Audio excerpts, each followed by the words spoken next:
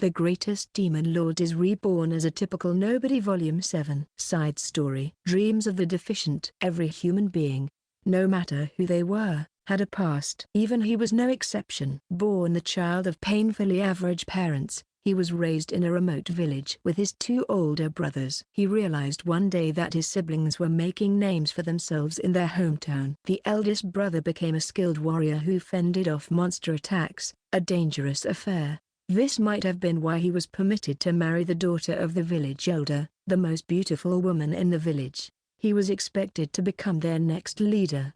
The middle son was gifted with intellect, an undeniable genius. Daily crowds formed outside their house, seeking his wisdom. The youngest son, on the other hand, did nothing to note. His androgynous features were comely, bewitching almost. Meeting his gaze was dangerous for young maidens, and even men fell under his spell.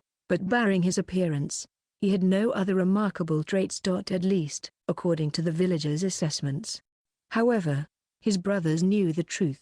He was a monster. This discovery was made when the eldest brother extended an invitation to him. "I'm going to teach you how to hunt today." The eldest brother intended to put him through a little trial, hoping to spark something in his apathetic sibling.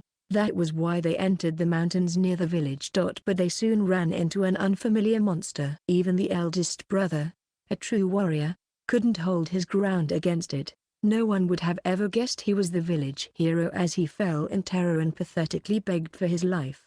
Naturally, a monster wouldn't show any compassion. Just as the eldest brother was about to be at the mercy of its sharp fangs. Fine. The speaker had a monotonous voice, one that was frigid. As soon as the youngest brother spoke up, the monster's movements ground to a halt. And then its severed head rolled on the earth. The eldest brother was taken by momentary confusion. Until the situation finally registered in his mind, and he blinked at his little brother. "Did you do that?" He acted and sounded like he couldn't care less. This was an affront to the eldest brother's pride. He hadn't managed to do anything in the face of grave danger, while his younger brother had handled it without much thought. The same younger brother he had looked down on all these years. That was enough to shatter his reputation. But the youngest sibling took it a step further, behaving in a way that was far from gloating, acting like he'd killed it only to pass time. It was disgraceful. It was mortifying. However, the eldest brother did not voice his emotions, choosing to offer his gratitude instead. Because there was a far more powerful emotion overshadowing his rage: fear. The eldest brother saw him as an unknowable monster from that day forward. The middle brother also discovered this on his own. On this day, the middle brother had gathered a group of small children to hold an open-air class. There was no schoolhouse in the village, so the most intelligent members were tasked with imparting basic knowledge and education. He taught the children all kinds of things, but unsurprisingly, his magic classes were by far the most popular. Magic was the greatest mystery of life and a stimulating toy to the little ones. "Oh, if it isn't my little brother, how about a lesson or two?" The youngest brother was already 15, far older than the other students. In the eyes of society, he was a full-fledged adult. But no one treated him that way. He was a freeloader with no work ethic to speak of, consuming the village's resources yet contributing nothing. The middle brother viewed him with disdain. Even his offer was a sarcastic one.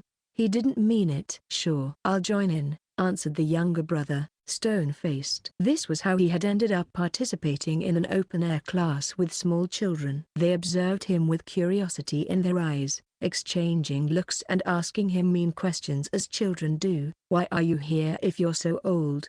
Are you stupid?" No average person would withstand this environment, but he didn't raise as much as an eyebrow. This infuriated the middle brother. In fact, it gave him the creeps. He couldn't read his younger brother's mind. It was humiliating for him, for someone known for his intelligence. Yet, he kept this to himself and continued with the lecture. "Hang on, you made an error there with this technique," objected the youngest brother, pointing to the magic circle drawn on the ground. "You wanted to rearrange explosion magic to turn them into fireworks, but the output conversion is insufficient. You'll get hurt if you cast it now." The circle on the ground was the work of the middle brother, and it was his very first spell reconfiguration after a series of experiments with multiple high-level techniques. There were no errors in his spell or theory. He would demonstrate this to everyone and bask in their praise. He had such faith in his flawless reconfiguration that his own genius frightened even him. And yet, his little brother had just gone and declared it worthless. The middle brother raised his voice. "Go ahead and run off somewhere if you're scared. I'll prove you're wrong." He pointed off into the distance, and his eyes said, "Get lost." Even so, the youngest brother's expression remained unchanging. "I see. It seems you can't offer what I want, so I better get going," he said indifferently before walking away. Behind him, the middle brother imagined spitting in his direction as he focused his magic into the circle on the ground. He never could have guessed what would happen next. As the youngest brother had pointed out, there was an error in his technique. The explosion magic did transform into fireworks, but the output conversion was all wrong. Fireworks sprayed everywhere. The middle brother and the children sustained severe burns. The middle brother's reputation fell after this incident and never recovered. Every time he saw the burn scars on the upper half of his body, he felt unbearable disgust and terrifying dread. How had his younger brother discovered a flaw in his technique? How and when had he surpassed him in intellect? Like his older brother, the middle brother soon saw the youngest as a monster, and in reality he was a monster. He was aware of this fact. The youngest brother knew a depraved beast slumbered somewhere within. Thus even when he predicted the last days of the village and imagined the final moments of his family, he felt nothing. He was 20 now. News arrived that a demon, higher ranking in societal structures, would visit the village. According to the messenger, they wanted to see the brightest person their community had to offer. If they wanted brains, it would be between the eldest and middle brothers. A Saturn alien spirit reigned over the village. For the first time in history, someone from their village might become the servant of a great demon. He observed their wild revelry with apathy. This is the end, he thought for no reason in particular. Something terrible will happen if I stay here. He had no basis for thinking this, but he was convinced it was true. And so he left the village before the anticipated visit. The timing was perfect. No one in this settlement accepted him anyway. He decided to look in the outside world for someone who would. 2 months had passed since he left his village to set off on an aimless journey. He knew the demon had destroyed his home. He wasn't sure why. It could have been on a whim or the result of someone's carelessness. At any rate, all the villagers had been killed in the foulest, unholiest of ways. This included his brothers, who had secretly feared him, and his parents, who had loved him. Their skewered corpses still had to be lying in the ruins of the settlement. He pictured the scene yet felt nothing, not anger or sorrow, and that made him sadder and more furious than anything else. Fast forward. He was 76 now. He stepped into a certain town. Any passers-by who glanced at him immediately looked away and made sure not to make the same mistake twice. That much was to be expected. After all, he was a pathetic-looking vagrant. Gone were all traces of his androgynous youth, replaced with a long, scraggly beard and grey hair. He wore shabby hemp clothes. Even the local beggars looked more presentable. He paid his surroundings no mind and continued to stagger forward on unsteady feet. Nothing reflected in those hollow eyes of his. Nothing in all of creation held any value. That was what he'd learned from his travels. Once, he'd had a desire. He'd set out on a journey to find it, to live his life as a real person. He'd wanted to bury that lost piece of his heart and die as a decent human being. However, his wish never came true. He wasn't even sure what it was he'd wanted to begin with. In other words, yes, that had to be it. What he sought had never existed in the first place. In that case, why was he still walking? So that was his conclusion. There was no reason to take one step farther. Living was meaningless. For a second, he doubted it. And in the next instant, he plunged to the earth. His foot struck a hole in the ground, and he pitched forward. He had unknowingly entered the slums, and no one cared about a fallen old man. When he looked around, he saw the corpses of several other vagrants. He'd be joining them soon enough, but he still felt empty. He was born from nothingness, lived in nothingness, and would die as nothing. It was a proper end for someone like him. "Mister, are you okay?" Why did he find the young girl's voice so comforting? His unconsciousness quickly faded. And when he awoke, he saw an unfamiliar ceiling. He was in a strange bed. "Ah, you're awake, mister. Thank goodness." Once again, he felt a zap in his brain. When he turned toward the voice, he found a young, homely girl standing there and looking at him with relief. "Where am I?" he asked, voice frail and hoarse. The girl drew closer. "An orphanage. I wanted to bring you to a real clinic. But I don't have any money. All I could do was wipe off your sweat, feed you porridge, and give you water. Unfortunately, the clinic director said you wouldn't get any better." Even he was surprised that he'd been nursed back to health from a critical state. But he felt no joy or relief. "Why am I still alive? Is my creator ordering me to continue in agony?" "You should have just left me to die," he muttered, almost involuntarily. The girl glared at him. "Hey, don't say that. Many people in the world don't get to live even though they want to," she scolded him. "It'd generally be the other way around. Most with average sensibilities would reflect on their actions and feel a degree of shame, or they might prepare a theoretical argument, as adults often did, and discount the youngster." He had no desire to do either. On the other hand, he felt a strange warmth in his chest. It was faint yet undeniable. He'd never felt such a sensation before.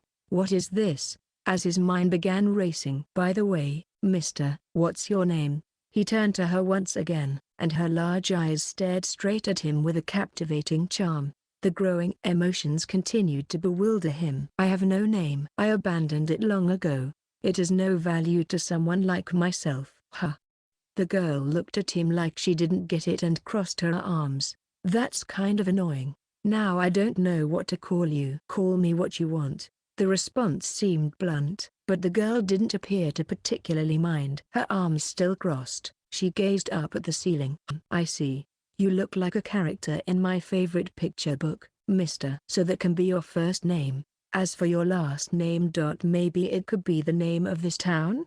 Having evidently come to a decision, the girl puffed up her chest in preparation for the big reveal. A grin spread across her face. Liza Bell Phoenix. From now on, I'll call you Liza." He didn't care about his new name, or so he'd thought. It has a nice ring to it. He was shocked by the words that came from his mouth. Liza Bell Phoenix. A man past his prime, nearing the end of his days. He finally found what he was looking for. "Dreaming of the past is an omen of misfortune." The voice was melodious but provided no comfort. Liza Bell Phoenix returned to reality. When he opened his eyes, he was met by a darkness spreading across the room. Liza rose irritably and faced a corner of the chamber. There, a beautiful man silently stood within the inky darkness he controlled. His eyes were fixed upon Liza. Alvato Exex. This was the man's name. Glossy black hair. Looks that put prided beauties to shame. Splendid garments. Deep crimson. Like Liza, Alvato had once been a heavenly king. But now, he was the joint administrator of this world. Alvato was assessing him. His face wiped clean of his usual smile. The man's expression was deadpan, and his cold, narrow gaze looked Liza over with great prejudice. At least, that was how it appeared to him. "I don't think I did anything to warrant this. All that's happened is the result of your own foolish desires. He wouldn't have reached for the forbidden fruit otherwise. It's almost been half a month. Half a month since we should have changed this world and formed our utopia. Half a month. Since we should have eliminated a certain subset of people. Yet, we've managed to do nothing. In fact, we've permitted them to regroup," Alvato stated. He was referring to Ardmetia, the person formerly known as the Demon Lord, and his companions. To Liza, they were the biggest threat of all. Back when the world transformed, he could have eliminated them if he tried. But his pact with Alvato had fettered him. Now, it was Liza who was being driven into a corner. "In the beginning, I didn't think much of it. I was certain the Demon Lord would be no match for us if he was stripped of his magic. I never imagined he'd be so persistent." Liza hadn't thought he'd let his guard down. From the start, he'd focused all his resources on this. Nothing was tepid about his schemes. Crafty, cowardly, foul as they were, to annihilate Ard and his party. However, Ardmetia had changed all of Liza's best-laid plans to his advantage in the worst ways imaginable. "He's a monster." I knew the man was an absolute terror. Even without magic, the Demon Lord remains secure in himself. Yes, that's why we need a beast greater than the Demon Lord. According to you. Alvato's frigid beauty grew icier. I get it. I imagined that might be the case. Still, I never, ever, ever, ever, ever, ever, ever, ever, ever believed you would choose this route. And that's the real problem here. It's ridiculous. Practically suicide. I didn't think you'd already gone senile, Liza Bell Phoenix. Arrows of critique rained down upon Liza. No one who knew of Alvato would imagine this type of behavior coming from him. He was beautifully elegant, forever composed, and constantly in control of his emotions. Now, however, he was angry, shattering his reputation. Perhaps it was more accurate to say he was anxious. Alvato wasn't alone. Even Liza shared this feeling. If I may be honest, I cannot deny I have concerns of my own. This pawn, the one I have produced, is fiendish, difficult to defeat, and impossibly strong. But I am prepared. We can retain control of it. I would not have unleashed such a thing otherwise. I see. In that case, do allow me to observe. The die has been cast. There's no stopping it now. It is your hand that broke the seal. Thus, badgering you in the dead of night serves no purpose. Wretched Liza Bell Phoenix, I'm so disappointed in you. Love makes people blind. But I trusted you might be different. Alvato moved to make his exit, sulking all the while. He stopped short to deliver one final message, however. I pray this blunder brings you and your loved one the result you want. With those cruelly insincere words, he slipped into the night. Liza sighed and cradled his head in his hands once the unpleasant visitor was gone. Alvato had managed to make him question everything. His heart pounded, he felt a sharp pain in his stomach. It served as proof that Liza was indeed human. Yes, he was no longer a monster. It instantly triggered memories of the girl who had made that possible. "I'll settle down if I can get just a glance," he murmured before rising from bed and casting teleportation magic. The spell transported him to a different chamber. The soft light from a wall sconce by the bed illuminated the place. Her breaths, soft in sleep, echoed quietly. Moria. Liza looked with a particular fondness at the girl sleeping on the bed. She was a young human who appeared to be no older than 10. Although she possessed no distinctive features and was rather plain, she was everything to Liza. "I won't lose you again. This time, I'll make you happy." As he gazed at young Maria in slumber, Liza Bell Phoenix felt his heart burn. For this girl, he would overcome any obstacle. Chapter 83, The Ex-Demon Lord and the Hunt for Magic. The Strange Cube. A device created by a certain evil god that could change the world as we know it, and its activation had done just that. Alvato execs. Liza Bell Phoenix. My former subordinates had outdone me. I'd lost everything precious to me in this era. My classmates had turned into monsters. An hyena, the girl who meant more to me than anything in the world, had fallen into enemy hands. Not even our magic was spared. As the enemy snatched it away, the situation couldn't possibly get any worse. So what? We would never give up. We would steal the strange cube, rescue Hyena, and save the world. And to do that, we were currently racing through the old capital of Kingsglaive. All the residents in the former capital had been turned into monsters. A horde of demons, Alvato's subordinates, had been stationed there, ready to stop our advance. But no one could hold us back. Not even a stream of enemies. Surround them. Don't let them get by. There are only 5 of them. How are we failing to stop them? Call for backup. They'll break through at this rate. The city was now a battlefield. Angry shouts and the sounds of a violent blitz overlapped in a terrible din. Cobblestones were smashed. Buildings collapsed. Dust was kicked up. We weaved through the main drag, racing past the damage while cutting down anyone who stood in our way. A flash of Olivia's sword and demons were cleaved in two. Olivia was the world's best swordsperson in both name and spirit. I've depended on her during battles, past and present, for her mastery of the sword and raw power. Her strength, therefore, hadn't been impacted by the loss of magic. Black hole. Black hole. Black hole. Verda Al-Hazard, like Olivia, the mad scientist, and former Heavenly King, was operating in her usual way. Despite the circumstances, she was using some kind of power that even I didn't fully comprehend. Dark vortexes opened in the sky, sucking up enemies en masse. I'm not gonna let you guys have all the fun. I'll fulfill my role. Sylphie and Ginny, each of them had a long sword held tight in their hands. They were virtually helpless on the battlefield without magic, but their blades, possessed of peculiar hilts, made up for it some. Responding to the girls' cries, the lines at the center of the hilts glimmered. An instant later, Sylphie rushed forward at impossible speeds, slicing through foes like a flash of lightning. Ice knives formed around Ginny, shooting toward any opponent obstructing her path. Gah, didn't they lose their magic? How are they able to do this? The answer was Verda. She'd predicted this situation and devised a plan to compensate for our handicaps, internal magic devices. If you charged the collection unit embedded in the hilt with magic beforehand, you could draw upon it instead of your own power. This was how Sylphie, Ginny, and I were fighting next to Olivia. That said, it doesn't seem like you'll need me. They were all jumping in before I could make a move, taking care of every threat in sight. It had been this way since the moment we set foot in Kingsglaive, which meant I hadn't landed a single attack. To be honest, I felt a little bad. You're our final line of defense, Ard. Ginny assured. Yup, it's just not your time yet. Verda agreed. Leave these minions to us, Olivia added. We'll show you what we can do on our own. Sylphie said. I watched my friends conduct themselves like heroes in an action scene before sprinting down the path they'd cleared for us. Verda began to cackle. Wow, they weren't kidding about finding strength in numbers. I can't believe this is the same road that seemed impossible to follow. She was referring to the moment when she and Olivia had scrambled to the research lab to complete a particular magic device right after the world changed.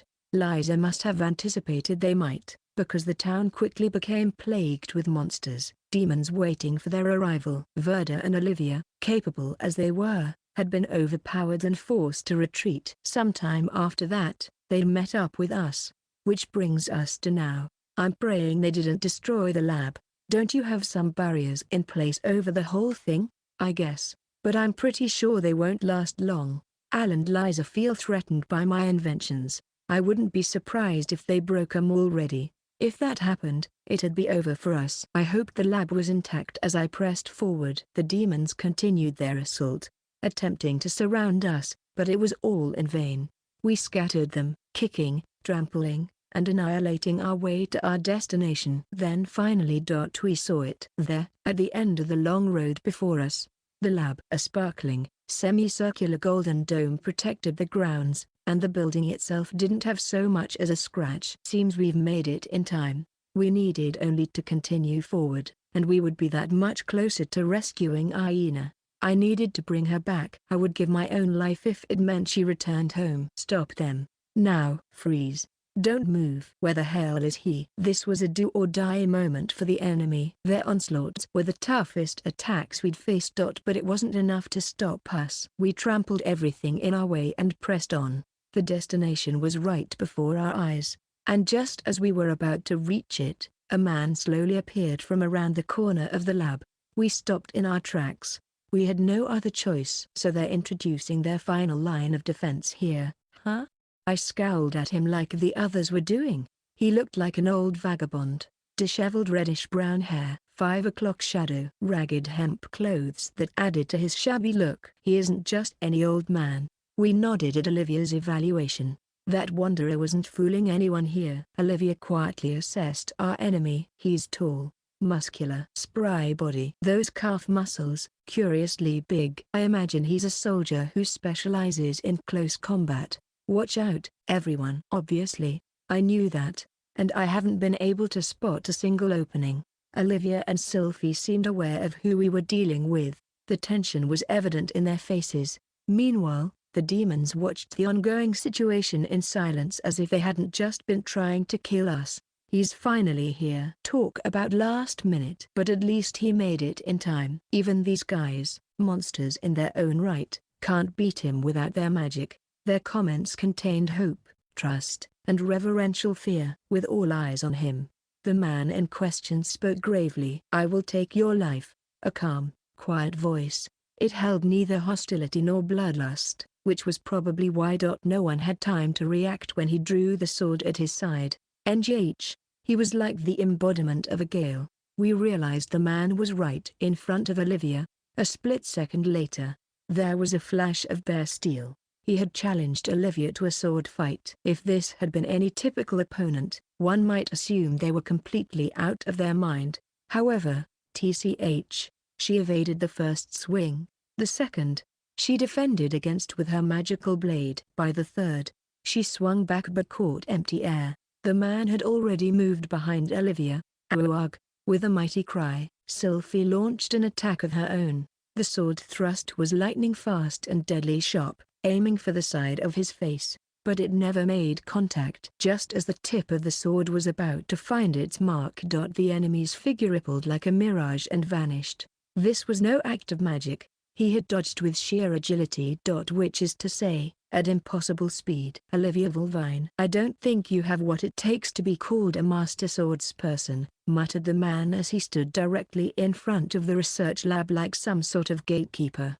Usually, Olivia would have immediately shot back. However, she didn't say anything this time, a trail of sweat trickling down her forehead. If Sylphie hadn't blocked, Olivia might have been defeated. Reality left her speechless. "I've no interest in greenhorns. You're my only target," the man whispered, leveling the tip of his weapon at me. "The name's Surgeonagon. I wish to have a one-on-one fight with you, Ardmetia. You want a duel, even though you have the power to take us all on?" The enemy seemed to catch that I was skeptical of his motives. He shook his head. "I don't have any cunning schemes in mind. There are two reasons why I want to battle you alone. First, it is my preference. I won't be satisfied unless I engage directly with someone I deem worthy. Second, if I defeat you, Ardmetia, I will be able to have a fight to the death with my liege. That's my greatest wish. It is the only reason I, Serja, have lived this long." My liege.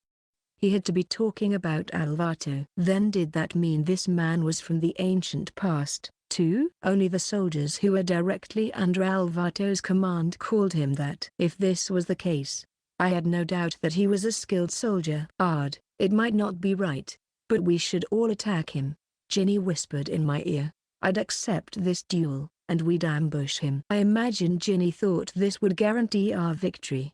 "You're right that it would make sense to take advantage of our numbers, but I'm afraid that's not a good idea in this situation. In fact, there is a decent chance that it will do more harm than good." In order to have strength in numbers, you needed team cooperation. And how unified were we? Really? I'd say a little. We were at our strongest when we acted as individuals, so I knew teamwork wasn't our forte. Taking on a warrior like Serja as a unit would be a huge mistake. There was no question that we'd fall apart and be crushed under his thumb. "I hate to admit it, but I gotta side with Ard here," said Sylphie. "I'm not a fan of Ginny's plan, so I'll also pass," Verda concluded. Olivia looked directly at me. "Can we leave this to you?" She was certain that I was the only one who could take this man down. She believed I could do it. And so, "Please leave this to me." I had no choice but to deliver on my promise. "Ginny, stand back with everyone." "Okay."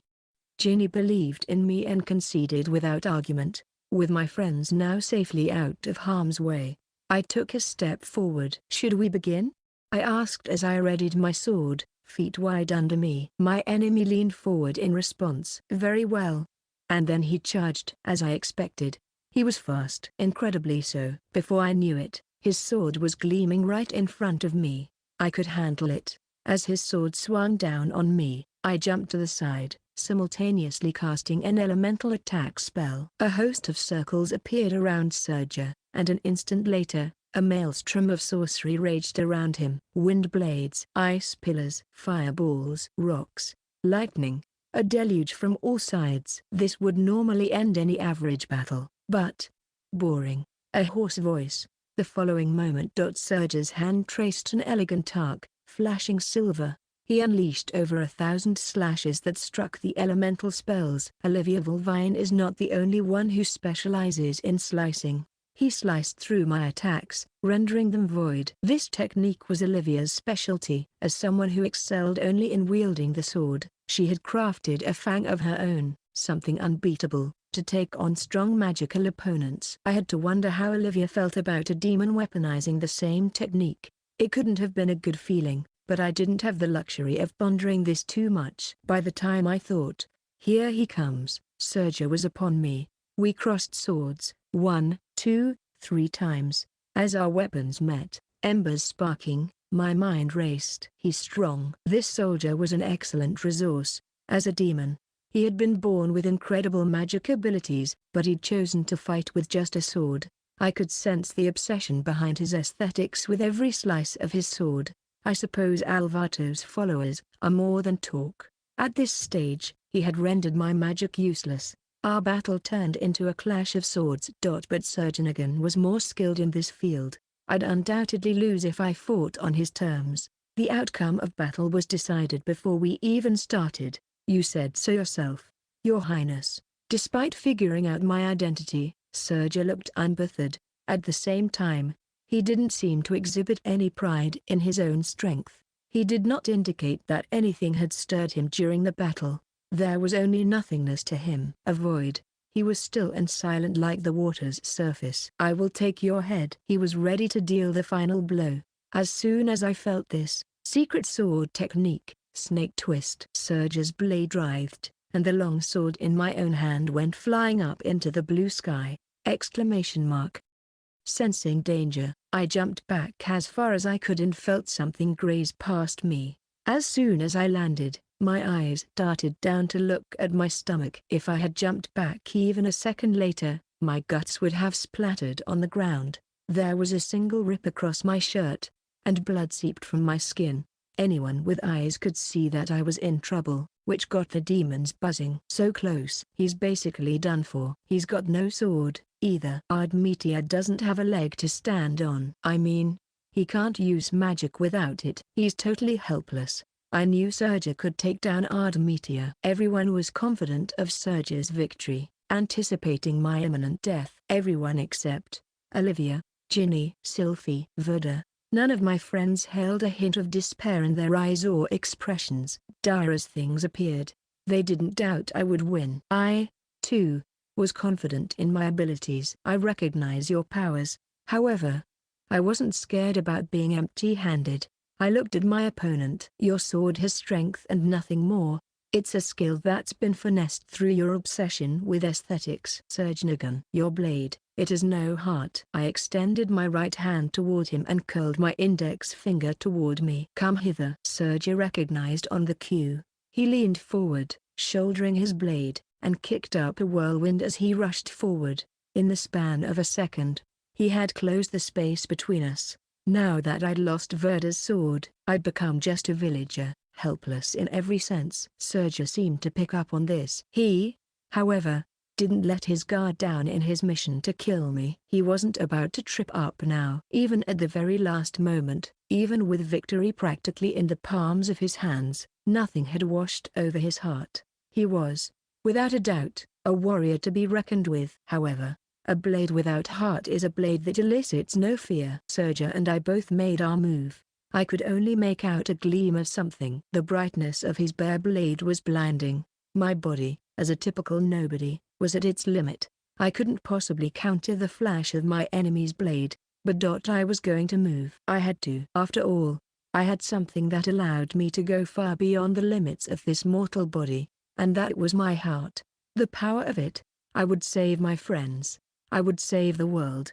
I would save Aina. I was breaking past these bounds with my sense of purpose and sincerity. I stopped the enemy blade aimed straight at my head by grabbing it with a hand. "You stopped it with a bare hand." This was the first time Sergio's heart stirred. It was here that the battle was decided. I refused to let this opportunity pass me by. Carrying out the best plan I could under the circumstances, I swung my right leg up and brought it down on him in a high kick. A disappointingly simple but fascinatingly violent move. The force of my attack came down on Sergio's head. NGH. That quick moan ended everything. The light faded from his eyes and he dropped to the ground with a heavy thud. Silence filled the air. The demons, leisurely spectators until now, broke out in a cold sweat. "Why, you gotta be kidding." "Impossible. There's no way that he beat Sergio with his bare hands. He's a monster. What do we do now?" Gone were their high spirits. As they appraised me,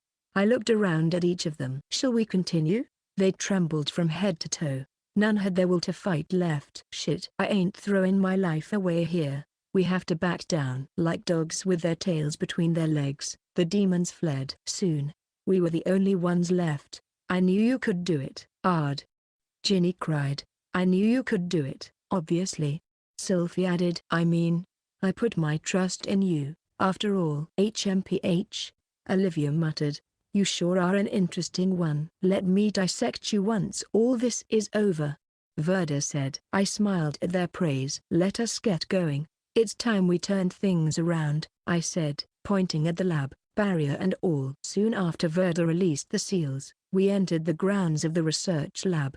The exterior had Verda's brand of weird eccentricity all over it, but the interior was surprisingly normal. As we passed through the hallway, I remained alert and checked for danger around the corners. Things got very dangerous when you thought you were in the clear. It's the time when everyone starts to drop their guard. I was worried the enemy would use that moment to strike. But my fears were unfounded. We progressed through the lab without incident and arrived at a spacious room. "Oh, it's quite impressive," Ginny marveled. The room was evidently used to develop magical tools and equipment and conduct experiments. The right side of the room was neatly lined with workbenches and everything necessary for production. The left was reserved for experiments. Physical barriers were set up everywhere, presumably out of caution. "Alrighty, let's get cooking." Thrilled to be back on her own turf, Verda skipped over to one of the workbenches, where she opened a knapsack and lined up several ingredients on the desk. "Oh, right. The whole town might go bye-bye while I'm working, but we can worry about that later. Just think of it as a stroke of bad luck and move on." And with that worrisome warning, Verda set to work. Not long after, we managed to avoid the worst-case scenario, and the magic devices we'd set our hopes on were completed. They looked like very basic silver bracelets. Their purpose, however, was to restore our magic. You had to be wearing the bracelet for it to be effective, but the user would be able to use spells again. "Okie dokie, let's test these babies out and see if they work." We moved over to the experiment area on the left side of the room, extended our palms toward the air, and cast a spell. As for the results, stellar, it seems. "Now I won't be dead weight." Ginny's spirits soared. "Ah, demise. I'll never let you go again." Sylvie could once again summon her holy sword. Olivia was never one for magic, so she didn't have much of an opinion. At any rate, we'd just taken a giant step closer to our final objective. Ever since the world transformed, we've been like wild mice running from cats, under constant fear of death. But that all ends today. From now on, we will be the hunters. Everyone nodded at my statement. Morale high. "We'll rescue Miss Hyena. We'll make 'em so mad they explode." "For my pupils. And my potato field, I will save them." Games are all about winning, and with the underdogs, their faces beamed with hope.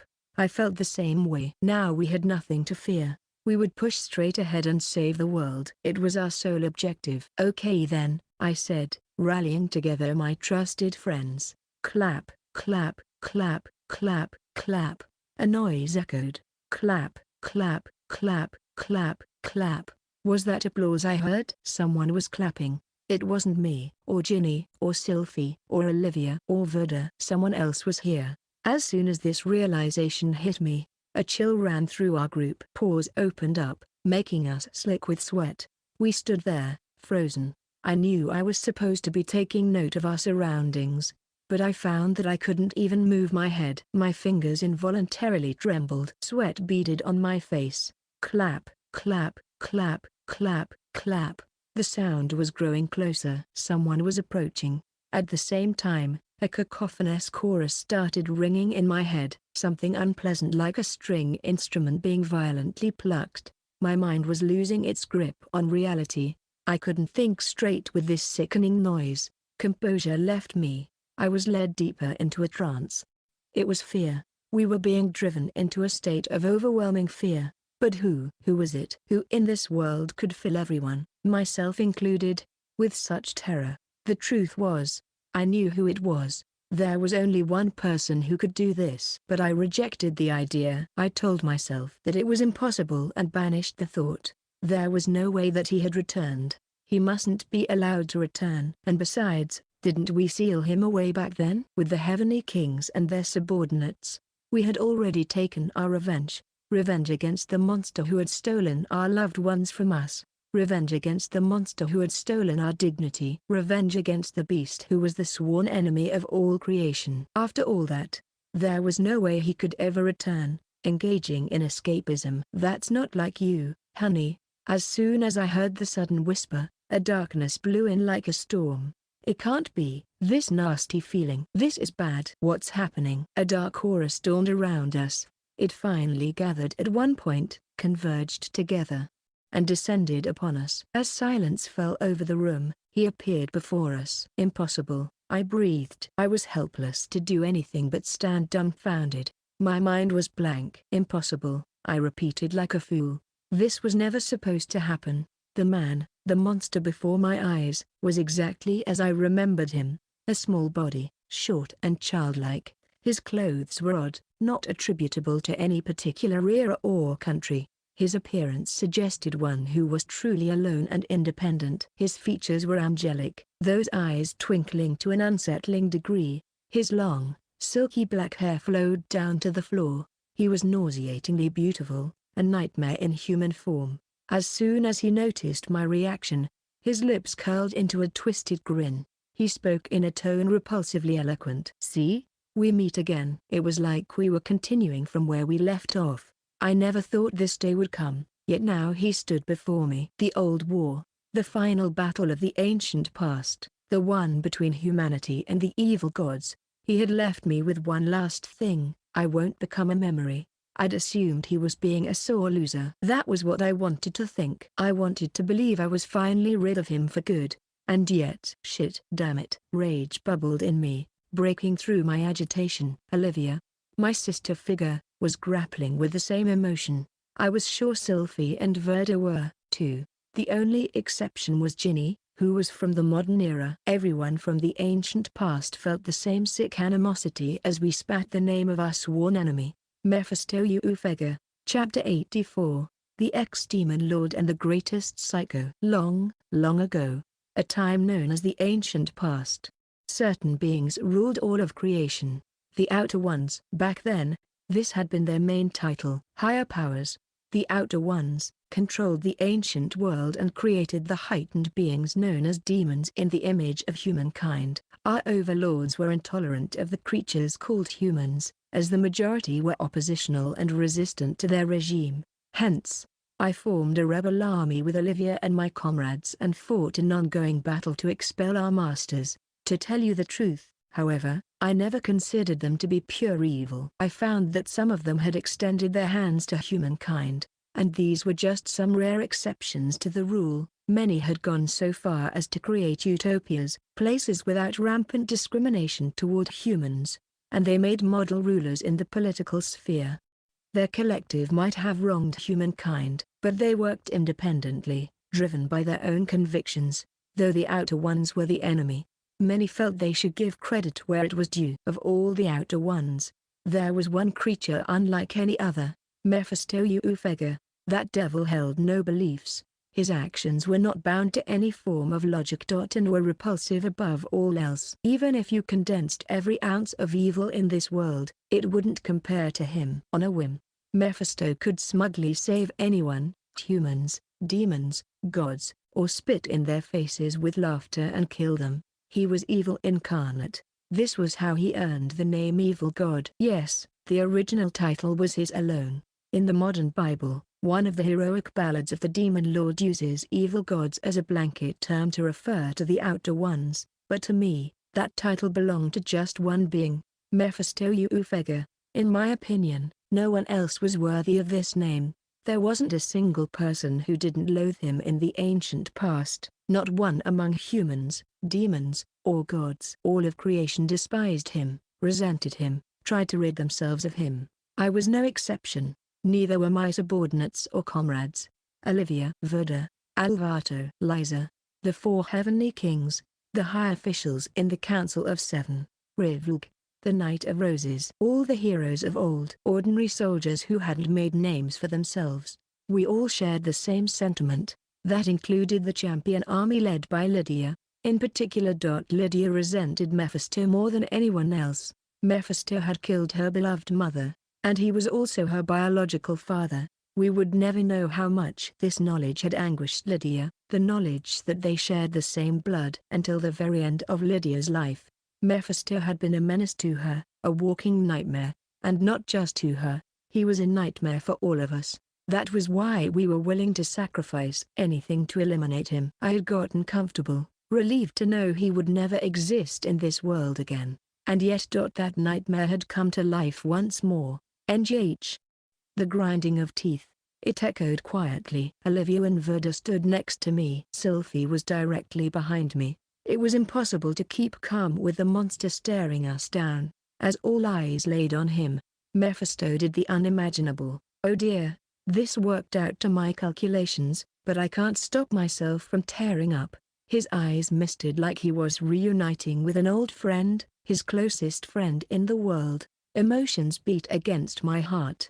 Annoyance and nausea, tension, unbridled rage. Ginny was the only one who'd never had the misfortune of meeting Mephisto before. She remained fearful yet calm. Mephisto? Isn't that the name of the evil god that the demon lord sealed away in an eternal prison? How are you here? Ginny remained composed enough to ask questions.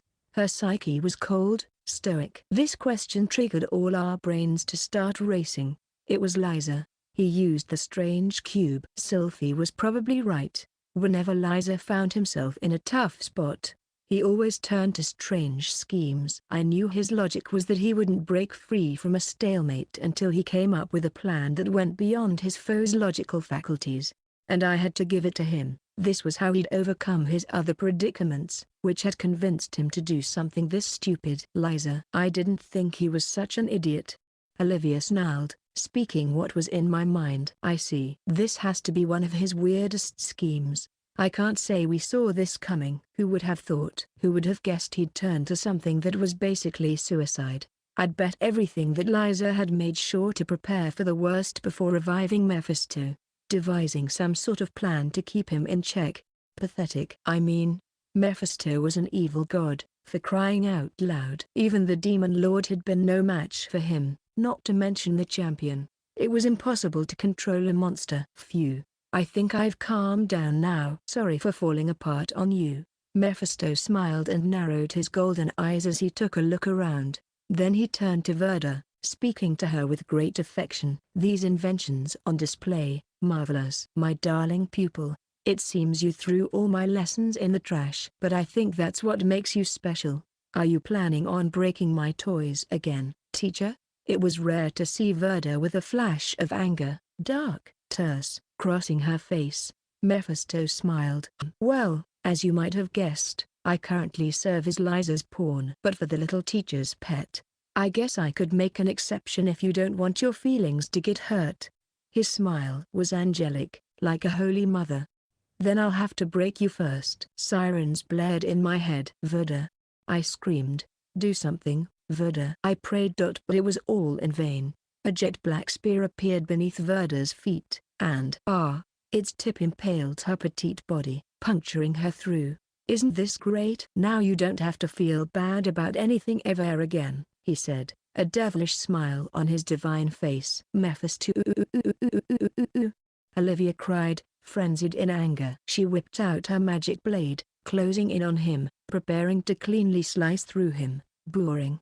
As always, just as she was about to land the blow, Olivia's body shot through the air. Gah! She slammed into a wall, then slid down to the ground, slumped over, unmoving. What had happened to her? What did Mephisto do? It was too fast for my eyes to catch it. Fighting fire with fire? You're so predictable. It bores me. And that attack just now? What do you have to say for yourself?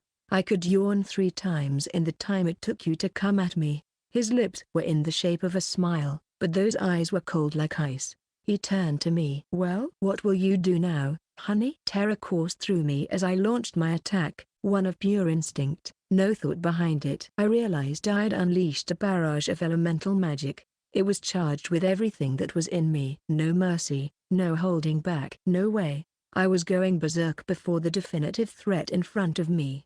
The storm of destruction submerged him, causing major damage to anything in its vicinity. A localized attack but sufficient in strength. No one was safe. Nothing could save him. "And yet, you disappoint me, honey," Mephisto whispered sadly. Then it all vanished. Gone was my magic vortex. He hadn't utilized any special powers. No. Mephisto had merely waved both hands as if clearing away the smoke around him. That was all it took to cancel out all my effort. "Ah, this is so foul." His petite body radiated something pure lack, as if reacting to his mental state. We couldn't dodge it. Even reacting proved to be impossible. His aura washed over Ginny, Sylphie, and me, casting us into a corner of the room. A sharp pain shot through my body when my back slammed into the wall. Just as I fell face first on the ground. Time is a cruel mistress. Mephisto kicked me, violently digging his foot into my shoulder. A David in size, Goliath in strength. I couldn't move an inch. Mephisto pouted as he stared at me coldly. "You're so uncoordinated now, honey." And then I felt something flowing into me, something terrible from his toes. An inauspicious energy coursed through me. "Ugh!" I cried out in agony. If the pain was only physical, I was confident that I could bear it. But this gnawed, corroded, destroyed my astral spirit. It was indescribable. Gah! I was going to disappear forever. But there was nothing I could do. So long as he kept his foot on me, I couldn't stop him. Was this the end of my life? My heart pounded, cold with fear. My teeth were chattering. Sylphie shot toward Mephisto, wielding her holy sword, Demise Argus. A perfect ambush. As soon as her foe was in range, Sylphie aimed for his neck, thrusting the tip at him. However, oh dear, that was close. He waltzed away from her. The holy sword sliced through empty air, failing to catch a single cell on Mephisto. We were now far apart. Sylphie stood in front of me, taking a protective stance, and stared down the enemy. "That's enough out of you." I could already sense that this gallant knight was in imminent danger. "Sylphie, don't do it. You can't go up against him. Run." "Take Ginny and run." I wanted to scream at her, but I couldn't. The psychic damage had taken my voice from me, and time wouldn't wait for us. Sylphie glared at the enemy, valiant and brave. Hey. Mephisto chuckled to himself quietly. "What's so funny?" Sylphie knit her eyebrows together. Mephisto stifled his laughter. "Little Sylphie, right? You're one of the pupils my daughter raised as her own, isn't that right?" "Yeah, so and yet you were nowhere to be found during the time that mattered most." Sylphie trembled slightly. "She'd loved you more than anyone else. You meant the world to her, but you weren't even there, nowhere to be found as she was on the verge of death." "Why was that, little Sylphie?" A smile, a terrible one, broke across Mephisto's face. He struggled to suppress his laughter, continuing to torment her. "You might have been able to prevent that tragedy from unfolding. Been able to save her from my brainwashing. Her best friend, my honey, couldn't say anything to help. But you, her de facto family, might have succeeded." "Oh well, you just weren't there." Mephisto knew his words would burrow deep inside her psyche. That was why he was smiling. "You disappeared as your mother lay dying. And yet, you continue to act the part of the savior." Hey. Do you think you can protect your friends?" Hey. "Oh, you're funny, pathetic, pitiful, a little fool." "Oh." Mephisto's shoulders twitched as he looked at her with utter disdain.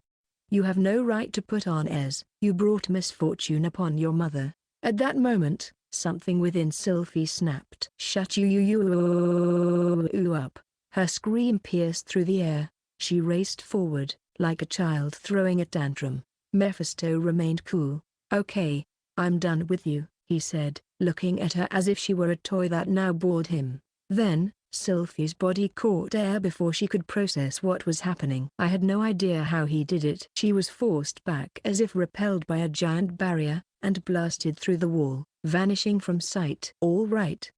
Mephisto turned away from the gaping hole and over toward Eek, Ginny. She was cowering on the ground, legs having given out from under her. He stared at her. Those eyes of his, widened and golden. I could tell he could get a read on her. His shoulders drooped. "How boring." "You're no fun at all," he grumbled, letting out a heavy sigh. "No dramatic flair in your personal life.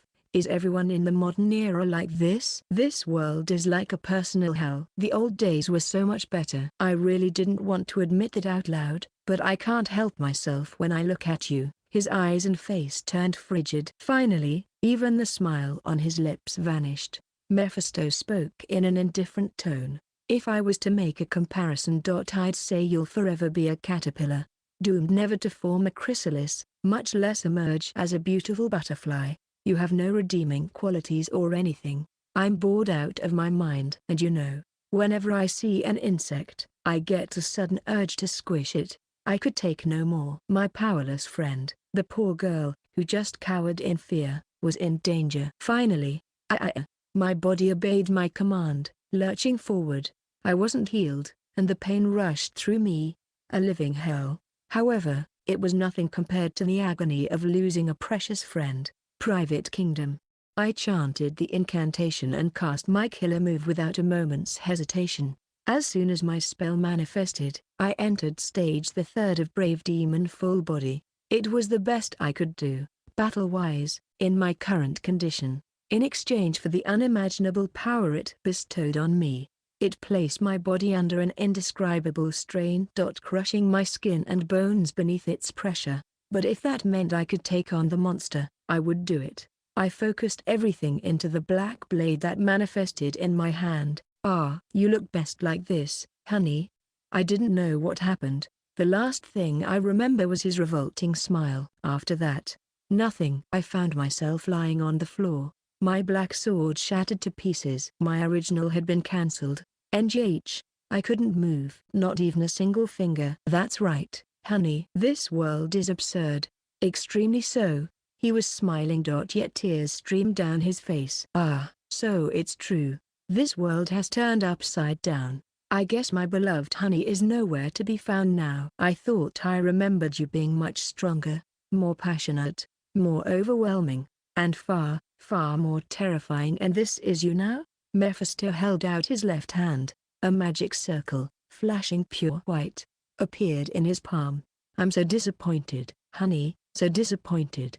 In fact, that I'm ready to say goodbye forever." An inky orb peeked out from the circle. "I've decided that after I kill you, I'll kill myself, too. Bye-bye." Tears of sorrow streamed down his cheeks, which were taut from his cheerful smile. Without any hesitation, Mephisto prepared to seal my fate. Then, the dark orb came at me. Gwa! As I predicted, my body remained immobilized. I would take the hit, directly. I was going to die. I was scared, but not about dying. I was terrified I'd end my life's journey without saving anyone. Now I'm sorry, Aina. I'm sorry. I'm sorry that I couldn't save you. Forgive me for being weak." Tears trailed down my face. "This is it, huh?" Accepting my fate, I closed my eyes. Then, my ears rang when someone shrieked, "Ginny!" I could feel her presence, her body movements. My eyes snapped open on instinct, and I caught a glimpse of Ginny running over and standing in front of me protectively. The dark orb closed in on her. And then it exploded. The orb combusted as soon as it made contact, becoming a ball of black flames, smoke billowing around Ginny. She yelped quietly, and the fire scorched her skin until she collapsed in front of me. My body shook. My teeth rattled. "Ginny, Ginny, Ginny, Ginny, Ginny, Ginny, Ginny, wake up, come on, open your eyes. Please, don't die on me." "You can't die, you can't, Ginny." I was powerless to do anything except beg, sobbing. On the other hand, I wasn't expecting that. That devil. His angelic face regarded Ginny with a look of surprise, eyes wide. How'd that happen? She should have been rendered immobile. Even if she could move, she couldn't have made it in time to stop my attack. How did she do it? What pushed her beyond her mortal limits? "Oh, What? His golden eyes darted back and forth like a pendulum. He mumbled to himself. Finally, he seemed to reach a conclusion. Ah, I see. It's love. The power of love. He clapped his hands together and smiled. A saintly one, abundantly kind. I take back what I said, sweet Ginny. You're not a pathetic caterpillar, you're an exceptional resource with great qualities. Mephisto's cheeks flushed red as if he was blushing. He spread his arms wide, throwing his head back to stare up at the ceiling. Thank you. You've caught my interest and given me a great idea to amp up the drama. Hee. Right now, I suppose I'm on cloud 9, as they say. Mephisto twirled around, doing a small dance before skipping toward me. I'd been rendered completely powerless. I couldn't hold a sword. I couldn't form a fist. I couldn't do anything. I just had to let it happen. Mephisto cradled my face in both hands. I've changed my mind, honey. It's unfortunate how you've changed. But I can go along with it. Stoop to your level. Then we can play again, just like the old days. He planted a kiss on my forehead and whispered to me like a maiden in love. It's me versus you all. The one who wants to stage a dramatic play and those who want to stop it. Ah, I can't wait. I just know it's going to be a ball. Then Mephisto said, see you later. I love you, honey. His face, cherubic. The devil winked out of sight. All that remained were his victims. We lay there like corpses, unable to move. I managed to hold on to my consciousness, but my condition was dire. GNGH. I choked. Tears, globs of them, sticky, rolled down my cheeks. The reality before us, the truth I didn't want to accept, had given rise to a feeling of immeasurable regret. I had lost. We had failed, in every possible way. That much was clear. Mephisto has cast us into the pit of despair and left us there. He hadn't stopped at dealing us physical and psychic damage. He'd obliterated any hope for the future. Crack, an echoing sound. His parting gift. With his departure, Mephisto had snapped each of our bracelets, breaking the sole means of returning our magic. I would have managed to keep it together if we were just at square one. But we had to keep fighting. After losing it all, magic, a means to fight, we had no choice. I wept, consciousness dimming, hacking like I'd consumed molten lead. Is there no hope for us? Chapter 85, The Ex-Demon Lord. And a twist. My consciousness was hazy at best. All I could manage was to stare at my fallen friends from my place on the ground. Ginny, skin scorched. Olivia, crumpled against a wall. Sylphie, eyes closed as if asleep, tucked in beyond the gaping hole. And Verda, suspended in midair, spear puncturing through her. Her fingers twitched. NGHR. Up an atom. She hadn't stirred before this. I would have thought this was a joke, seeing her springing into the air, hands wrapped right around the spear. Yanking herself free from the weapon, she landed on her feet, the puncture wound on her stomach starting to heal before us. To borrow my teacher's words, that went as expected, Verda remarked with a sigh. I guess she was playing dead, waiting for her chance to strike. Sigh. He didn't give me any chances to step in. Bummer. Verda shrugged and scanned the room, taking in the damage done to the space and her friends before sighing again. It's his Mo, breaking my precious toys with a smile. Verda's permanent smile was gone, her expression darkening with rage. This is why we can't be together. Anger, pity. I could see her battling against emotions that never really broke through the surface, but it was only for a moment. She took a deep breath, calming herself. The old Verda was back again. All right, let's get cracking and fix you all up. I was relieved to see her back to her cheerful self. Everyone was going to be okay. I was blessed to have an ally like Verda. Now there was no need for me to cling to consciousness anymore. I left everything to Verda and closed my eyes. I fell into sleep almost instantly, shifting consciousnesses, as if he'd been waiting to infiltrate my dreams. There he was, stepping into my mental territory. The dreamscape had to be his doing. Black sun in the crimson sky, land barren with no plant life in sight, clusters of rock formations. There in this vista was one round table. I lowered myself down to take a seat, glaring at the being across from me. Mephisto, you figure, and why do you look like that? Is this a joke to you? I realized I was being stupid as soon as I asked this of him. Everything was a joke to this monster. I wouldn't last if I was ticked off by his insistence that he talk to me in the body of a gorgeous woman from the neck down. I always think to myself, what's life without a little humor? So this is what you find amusing? Hee hee. I also thought I'd give you a little something to get you excited. He squeezed his breasts together, emphasizing them. I didn't feel the slightest hint of desire, only irritation. You don't seem pleased. I was so sure you'd like that. My face is identical to the two people you love most. The two people you love most. Lydia and Aina. He really did remind me of them. That's what made this so unpleasant. I have no intention of playing around with you. I'm not wasting any time here if you just want to make small talk. Someone's impatient. You should relax, stretch your legs. Ah, sorry. Come on, don't go. Mephisto held me back with his hand. I entered your dreams to explain the rules. I meant to tell you when I left, but things were getting a little tense and I forgot. Mephisto always treated these incidents like they were some sort of game. He didn't care if I wanted to play or not. He'd force his restrictions on me and talk over me anyway. It was all part of being an evil god. These rules aren't very complicated, just a few of them, simple ones. First, power ceilings. It sucks that none of you can weaponize your true strength right now. So I'll give you an advantage. I won't use more power than what you can handle. Aggressively condescending. But I didn't have the luxury of nitpicking. I urged him to continue, hoping to get this over with as soon as possible. And the second? A time limit. Things could get boring if we stretched it out, so you only have 10 days. 10 days to make your way to Megatholium. As long as you honor that, I don't care what else you do. And those are the only rules. Yep. We don't need any more. That should be more than enough to make this interesting. Mephisto said, smile repulsive. I promise to follow my own guidelines and level the playing field. You're welcome to screw up any of my tricks, too. It could go one of two ways: spot his plan and stop him from having fun, or fail to pick up on his scheme and curse ourselves for our incompetence.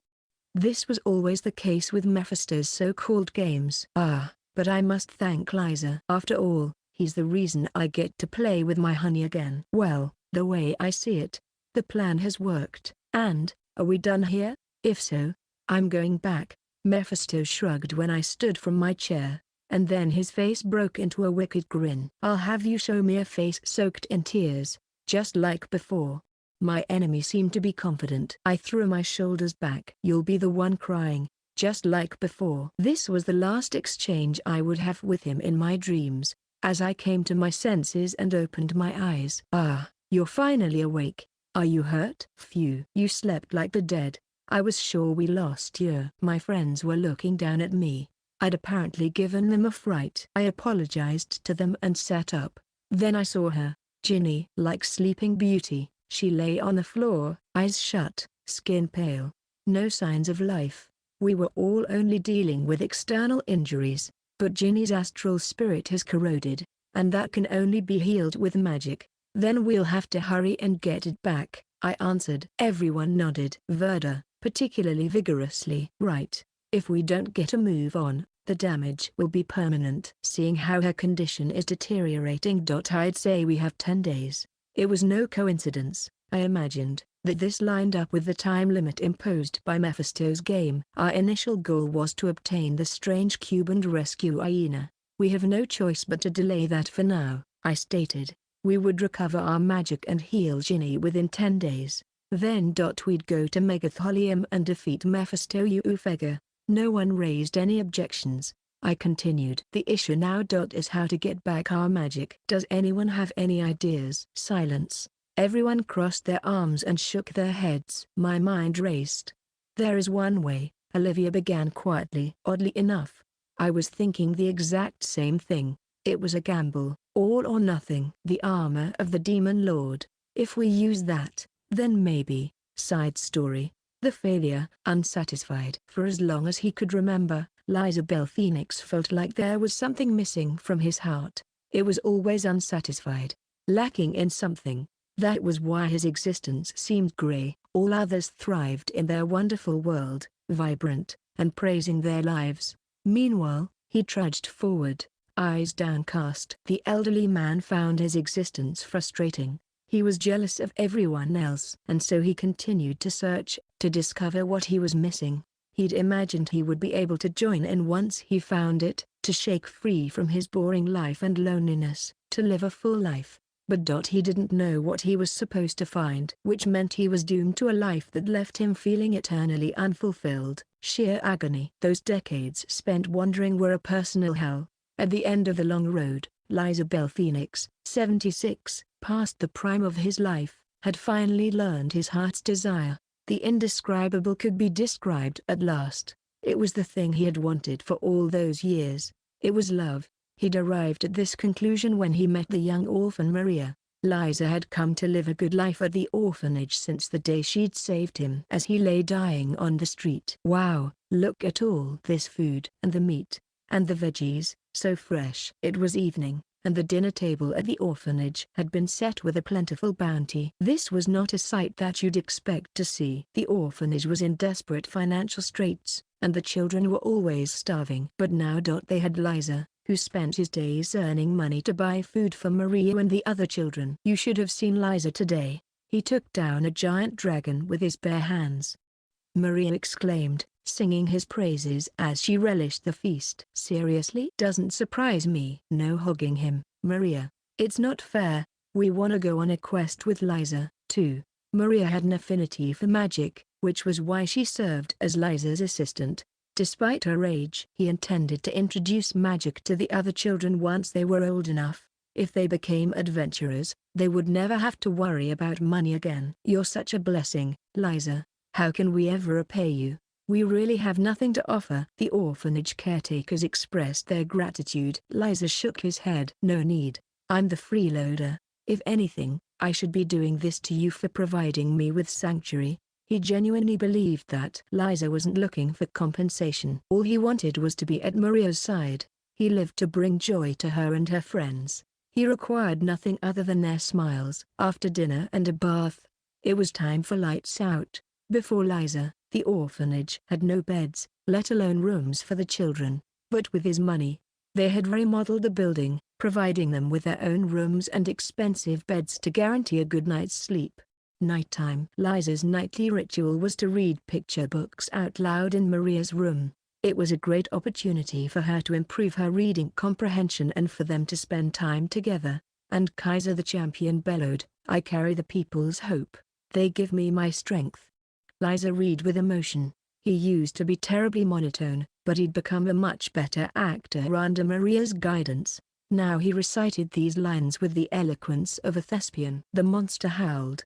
"Ugh, no one told me you were so ah ha ha ha ha." "Liza, your face is too funny." Never in his life had he used his facial muscles before. Since meeting Maria, Liza's range of expression seemed to expand by the day. Maria started to doze off. On any other day, they would have exchanged their good nights and called it an evening. On this day, however, Maria did something unexpected. "Hey, Liza. Why can't this world be like the ones in my picture books?" He couldn't tell if her narrowed eyes were from drowsiness or sorrow. She pressed on. "If I can be reborn, I'd want to be a saint. Then I'd join the champions and create a wonderful world for everyone." Her tiny voice broke Liza's heart. Why was she saying this now? He was certain that it had something to do with what had happened on their way home during their last quest. After collecting the reward and picking up some groceries, they had come across the corpse of a child on the side of the road. "I wonder if we'll all end up like that, too." Maria appeared on the verge of tears. Liza held her tightly. He went nearly blind with rage toward the people who hurt her. Or perhaps more accurately, with the state of the world they lived in. A wonderful world where everyone can smile and live in peace. "If that's your wish, I want to grant it," he thought to himself. For a world that let her smile, one where she would never feel sadness. From that day forward, Liza had a new goal in life. And then one day he found a way to make Maria's dream a reality. In recent days, there had been rise in a certain movement challenging society. A rebel army led by Varvatos. Liza instantly realized that would be the quickest path to his goal. There was possibility in the strength possessed by Varvatos and his subordinates. For Maria's ideal world to take form, they would need to drive out the demons and outer ones. Only when humanity was free of their clutches could a true utopia exist. And so Liza decided to join Varvatos's army, rationalizing that borrowing their powers was the key to realizing Maria's dreams. He would strike when the iron was hot. Liza wasted no time relaying his plan to everyone. This was a period when the orphanage was stocked, and he'd finished teaching the children about magic. They didn't need him anymore. They were self-sufficient, able to maintain their current lifestyle without him. The caretakers regretted seeing him go, but they didn't resist, not even with a single word. The children, on the other hand, were fiercely opposed to them. He was a respected teacher and de facto grandfather, but Liza's heart was set. "I know you'll be like a champion, Liza. I'm rooting for you," Maria gently urged him onto his path. Liza was sure that she was pleased, that her utopia would come to life, that Liza would make it happen. He told himself he'd do anything to answer those hopes. Then came the fateful day. It was days before Liza was scheduled to leave. He didn't treat it any differently, accepting a quest, traveling into a dangerous area, and hunting down his prey, his daily routine. Except Maria didn't accompany him on this day. They were planning to throw him a big goodbye party, so she had stayed back at the orphanage with the other children to set up. "I've really changed. I never thought I'd be sad about saying goodbye to anyone." The faces of Maria and the other children, smiling, flashed through his mind. Just the thought of leaving them hurt his heart, even though he knew it would be for only a short while. But this wasn't goodbye forever. Once Liza moved up the ranks, he'd eventually be granted his own land. Once that happened, he'd invite everyone to join him, and they could all live together again. The thought put a grin on his face. This was Liza's first real dream in his life. Liza believed that he would build a glorious future for all of them. His hopes, however, were shattered into a million pieces. Liza spotted something as he was returning to the orphanage with his reward. An impossible reality before his eyes. It was a corpse, a body lying along the road. Liza gazed upon the beaten and battered figure. His body shook uncontrollably. Moria. Yes, the cadaver tossed by the roadside was the corpse of the person dearest to Liza. His mind went blank. Even he couldn't say how long he stood motionless. Finally, Liza retched. His stomach convulsed. His teeth rattled. His legs buckled under him. Liza collapsed to the ground. Crawling along the dirt, he approached Maria. Once he confirmed her astral spirit was truly lost, he instinctively used magic to read the final memory stored in her body. Shortly after Liza had set out on his quest in the dangerous region, Maria had left the orphanage to visit an accessory shop. There, she purchased a pair of rings, one for Liza, the other for her. It wasn't just to express her gratitude. It would serve to remind the two that their hearts would always be one. "I hope he'll like it." Maria walked along the road, her heart singing with hope and beating from nerves. She'd let her guard down. As the girl rounded the corner, she ran into someone, a demon, a high-ranking one who ran the town. His ugly face was colored with hate. And his hand reached down toward Maria. It was the memory that followed that psychologically broke Liza. He found himself sobbing uncontrollably, howling, half mad with insurmountable grief. Finally, he staggered back toward the orphanage. His mind couldn't accept this as his reality. He told himself the corpse wasn't Maria's. As soon as he got back to the orphanage, she'd be there waiting for him with a smile. Liza imagined her face, trudging on to his destination. But that was where he would confront something more disturbing. The orphanage was burning. His second home was red. A group was going wild in front of it. Ha ha ha ha ha. Serves 'em right. And that's for living large. The day of judgment has come. Burn, snobs. It was a group of humans. The bodies of the children were at their feet. They were kicking the corpses and smiling. He didn't remember what happened after that. It was like crushing ants. No emotion behind it. It didn't even feel like he was taking lives. Liza realized he was in a sea of blood. He was dripping with it. It streamed down his body. Liza was drenched in blood like a wet rat, not even smelling the metallic stench of it hanging in the air. He continued to stare at the burning orphanage. He was thinking about the part of his heart that had been missing. the blank space that had been filled with the love of Maria and the orphanage. Now, it was darkening with new emotions: disgust, hatred for this world, contempt toward the people who had massacred his dear ones. From that moment on, Liza Bell Phoenix strayed from the path of humanity. All your regret, all your fear and resentment, I will avenge you.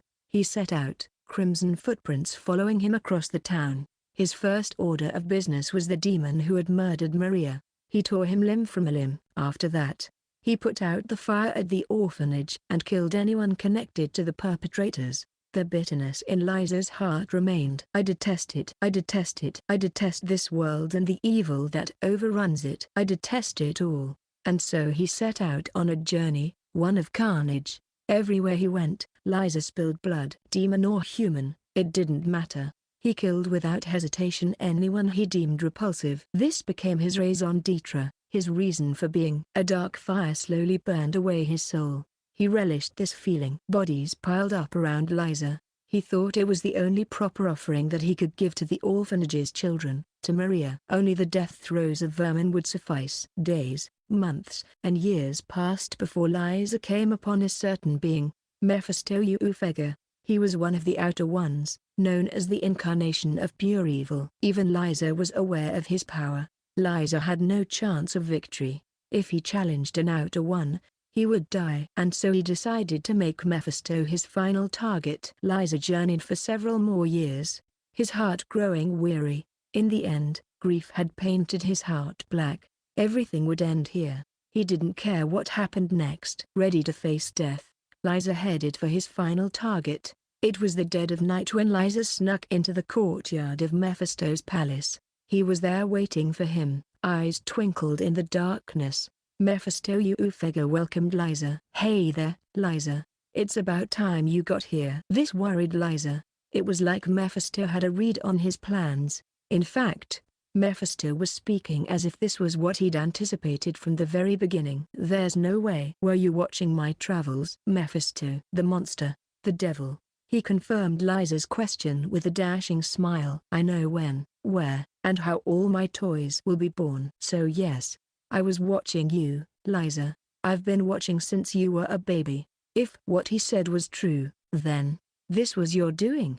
You caused this evil. Sure enough, Mephisto didn't deny this, either. "That's right. I wanted to rattle your empty heart, so I destroyed your village. You didn't even bat an eye. And that's when you became special to me. You sparked my curiosity and made me wonder whether I could break a lifeless doll. I owe you one, Liza." His smile grew brighter. On the other hand, a particular darkness spread across Liza Bell Phoenix's old face, something darker than the abyss. "Were you the one who killed Maria, and burned everyone at the orphanage?" "Well, yeah. Technically, all I did was nudge the people toward the path of darkness. I didn't do anything directly." Liza's exhausted heart, crushed by sorrow, flooded with black tar, detestation. It was him. It was him. It was him. It was he who caused the heartache. He who burned down my loved ones I'd found at long last. He who took away my peace. It was him.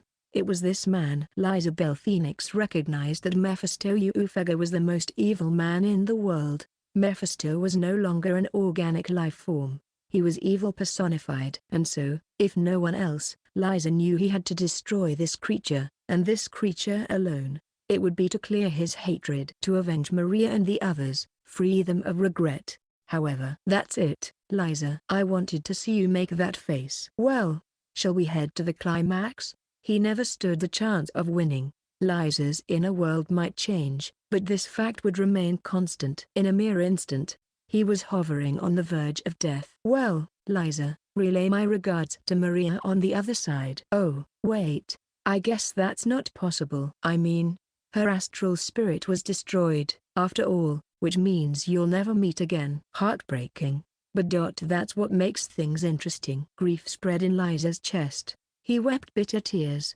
His accursed enemy would live on and continue to do evil with a smile. The thought tore apart his soul. "Curse you, and any path you take." It infuriated Liza that he could do nothing except spew curses. Then it was his final moment. Mephisto prepared to release a dark orb from his palm. "I'll take custody of that man's life," Thunder clapped. A gust of wind blasted in front of him. Liza's vision went black. Then he was standing somewhere else entirely, a refined and furnished room. In the center was a man in an opulent chair, wine glass in one hand and staring at him. That was a close one. "And you are?" "Alvato execs." "We've never met. But you know my name, I presume?" Liza did recall that name. He'd heard Alvato was a commendable man who had joined Varvatos's army despite being a demon. It was Alvato who had apparently saved him. His ulterior motives were a mystery. But Liza saw this as an opportunity. "You said you'll take custody of my life." "Yes. Your existence is now in my hands. In that case, use it as you see fit." "Oh? Are you saying you wish to become my subordinate and do my bidding?" Liza nodded. Of course, this wasn't the entire story. It was all to get revenge against Mephisto. He wouldn't be able to lay a scratch on the evil god by himself. But if he joined forces with this man, played his cards right, and commanded Varvatos's army, his odds would no longer be zero. And he would do anything if it meant sending Mephisto Ufega to hell. He hid his true motives from this man. "I can be useful to you." It's not ego speaking but indisputable truth. "Therefore, no," Alvato replied flatly, taking a sip from his glass. Liza glared as the man smirked at him. He had a question of his own. "Why not?" "Your heart is painfully boring," Alvato answered with careful deliberation as he swirled his wine. "Like a certain someone. I've been watching you, although I was unaware of your existence until recently. You're a villain who goes around killing indiscriminately, humans and demons. I wanted to see how you operated." Crossing his legs and resting his chin on his hands, Alvato looked directly at Liza. "Your deeds were brilliantly executed with wild yet flawless precision, and you didn't show a hint of hesitation. And most importantly, I could feel your resentment. Watching you got me all worked up, but it still wasn't enough." "Why is that, do you think?" The answer had to be related to his previous statement that Liza's heart was boring. But why? He had no clue. Alvato must have read the old man's mind.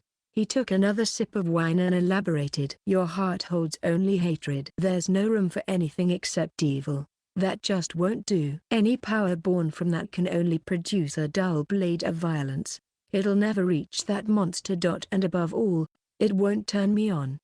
Alvato finished off his wine, rose from his chair, and pointed at Liza's chest. "Gain some conviction, Liza Bell Phoenix. Let your own beliefs shine brighter than all else. That will complete your character and convince me you're a worthy subordinate." "Conviction?" "Indeed.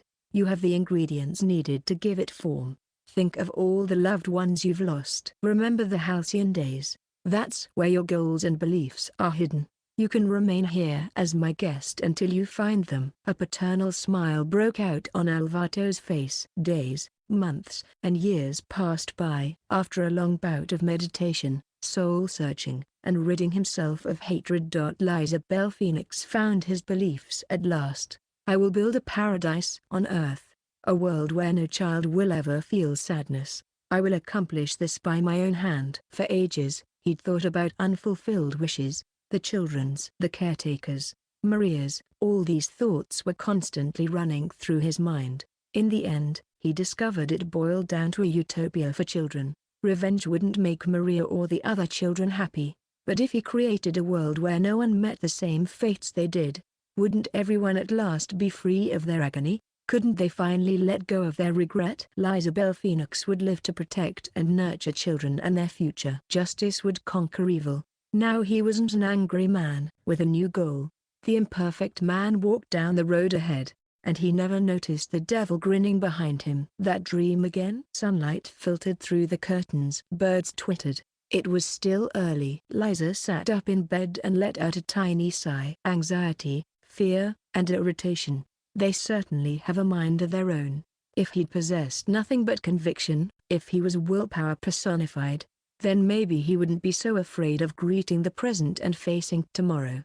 On the day he joined the Demon Lord's army as Alvato's subordinate, Liza was reborn as a living doll whose sole purpose was to follow his own moral code and create his utopia. He was confident he would live and die by this. However, The strange cube, an omnipotent tool of wish fulfillment. Who could ever resist its temptation? In the beginning, Liza was satisfied with creating his utopia. But when he laid eyes on the strange cube, Maria's face had flashed in his mind. Although he told himself such ridiculousness served no purpose. Liza revived Maria. It might be more accurate to say he reconstructed her. However, he knew it was all meaningless, but he wanted to see the girl once more. Upon bringing her back, Liza's days were filled with heartache. I must protect this utopia and Maria and her happiness. This was why he had forced the devil to do his bidding. He had managed to have him under control. His plan was proceeding as intended. There were no issues to speak of. Brooding over details will do me no good. Liza knew he desperately needed optimism right now. He just needed to believe everything was going his way. He would protect Maria's paradise, bring her happiness, eliminate any threats to her dream, and keep that monster dancing in the palm of his hand. And hadn't he been successful until now? Liza sighed and brushed away the pessimism lurking within his heart. I can't allow myself to be trapped by details. This is an auspicious day. I must celebrate properly. Liza could see Maria's future, blindingly bright, just up ahead. The people would revere her with smiles on their faces. Today called for a fortuitous celebration. Today, Maria would become a saint. After activating the strange cube, the world had basically become a parallel universe. In fact, it had split into two. Half of it was a human utopia with Liza as its leader. The other half was a monster paradise controlled by Varvatos. To explain how everything came to pass, Liza had woven together a fake story that was strikingly similar to the one in the picture book he used to read to Maria. This was no coincidence. Of course, Liza was trying to make fiction real, as a part of his desire to make the resurrected Maria the star of his narrative. In this transformed world, Liza was a king who only acted as a supporting character. His real role was to stay in the background and act as the foil for the champion and saint, but that suited Liza just fine. On this day, he would play his part and fulfill his dearest wish. From a high platform overlooking the central plaza of Megatholium that was now the holy capital of his human utopia, Liza surveyed the crowd. As you may all know, we are at a disadvantage in our battle against the demon lord Varvatos. But there is no need to despair. God has cast blessings upon us. Liza's words stirred the very peculiar crowd, a group of all children. There was no one beyond a certain age to be found. Everyone besides Liza was exceedingly young, and he served as their king. Our salvation was predicted in the Holy Book. It speaks of a champion and a saint who appear when the threat of the demon lord looms over us. The champion has yet to arrive. However, I have found our saint at last. Liza stoked their excitement with his expressive gestures. Then he invited her to join him. Allow me to introduce our savior, the holy saint. His arms spread wide, Liza beckoned the young girl behind him to come forward. It was Maria. Her simple features were caked with makeup. Her clothes as sublime as one might expect of a holy figure. Standing at center stage must have made Maria nervous. Her face was tight, her steps sluggish. She stood in front as instructed and revealed herself to the crowd. There was an explosion of cheers. Holy saint, please save us. Maria's expression grew even stiffer, seemingly overwhelmed by their fervor. Her reaction stung Liza's heart. He'd hoped this would bring her joy, but it was clearly backfiring. Maria wasn't even attempting to smile, breaking into a sweat and waving at the crowd. He had originally planned for her to make a speech here, but it didn't look like that was going to happen. The champion must be arriving soon. When the time comes, we will finally witness true harmony and enjoy eternal peace and prosperity. Liza ended his usual conference with the citizens of his utopia. Afterward, the pair returned to the palace. A short while later, Liza headed for Maria's room. He knocked on the door and entered after she bid him entry. She had wiped off her makeup and changed into a plain linen outfit. As Maria sat on the bed and stared at him, her expression grew somehow rigid. Liza frowned. Have I offended you in some way? No, not at all. You've brought my dreams to life, Liza. I'm grateful. I mean it. And yet, Maria didn't look pleased in the slightest. What's wrong? Why isn't she smiling? Liza couldn't comprehend what was happening, and he returned to his office unsatisfied. This uncertainty wasn't conducive to dealing in government affairs. Maria filled his thoughts, and he was incapable of doing anything more than sigh and wallow in his misery. Has Maria grown tired of me? He muttered before quickly rejecting the notion. Impossible. She loved him, and he loved her. These feelings were forever. To doubt them was rude. Liza shook his head to quell these emotions when, "It's the same old problem. You haven't gotten anything back," called out a voice. A voice melodic and soothing. And that housed an uncomfortable static, which was utterly contradictory to the other adjectives. Rage and worry collided in his mind. Liza glanced up from the bundle of documents on his desk. The devil stood before him. The smile on Mephistopheles' face as he stared at Liza was radiant, sickeningly so. "I thought I ordered you to finish off my enemies." "Are you done?" Ignoring him, Mephisto continued. "You've realized it, too, haven't you? That girl is just a fake." That struck Liza where it hurt most, gouging a hole in his heart. "She died that day, astral spirit and all. You'll never resurrect her, even if you try. You get it, don't you? She'll never be the same. She might share the same memories, the same heart, the same form as the person who loved you, but she'll always be an imitation, and nothing more. A fancy copy that depends on your recollections. She'll never be the real Maria. That's why it doesn't surprise me that there are a few inconsistencies. After all, she's not the real thing. Hey, Liza, do you get what I'm trying to say here?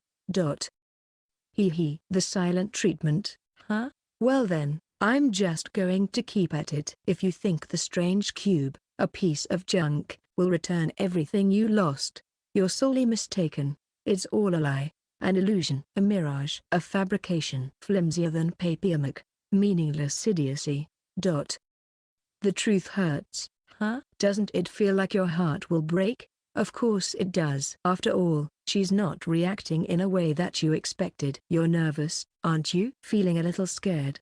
Everything you feared turned out to be true, after all. Shut up. You might not want to accept it, Liza, but that's reality. You've just been running away, showing the world your vulnerabilities.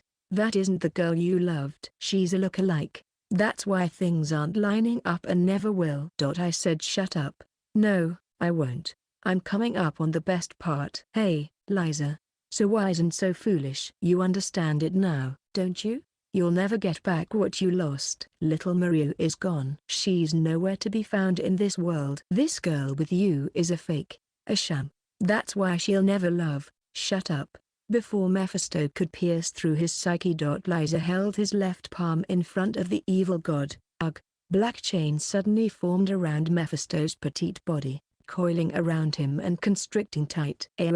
Mephisto did a somersault, collapsed to the floor, and flopped around in agony like a fish. Please forgive me. Please, I beg of.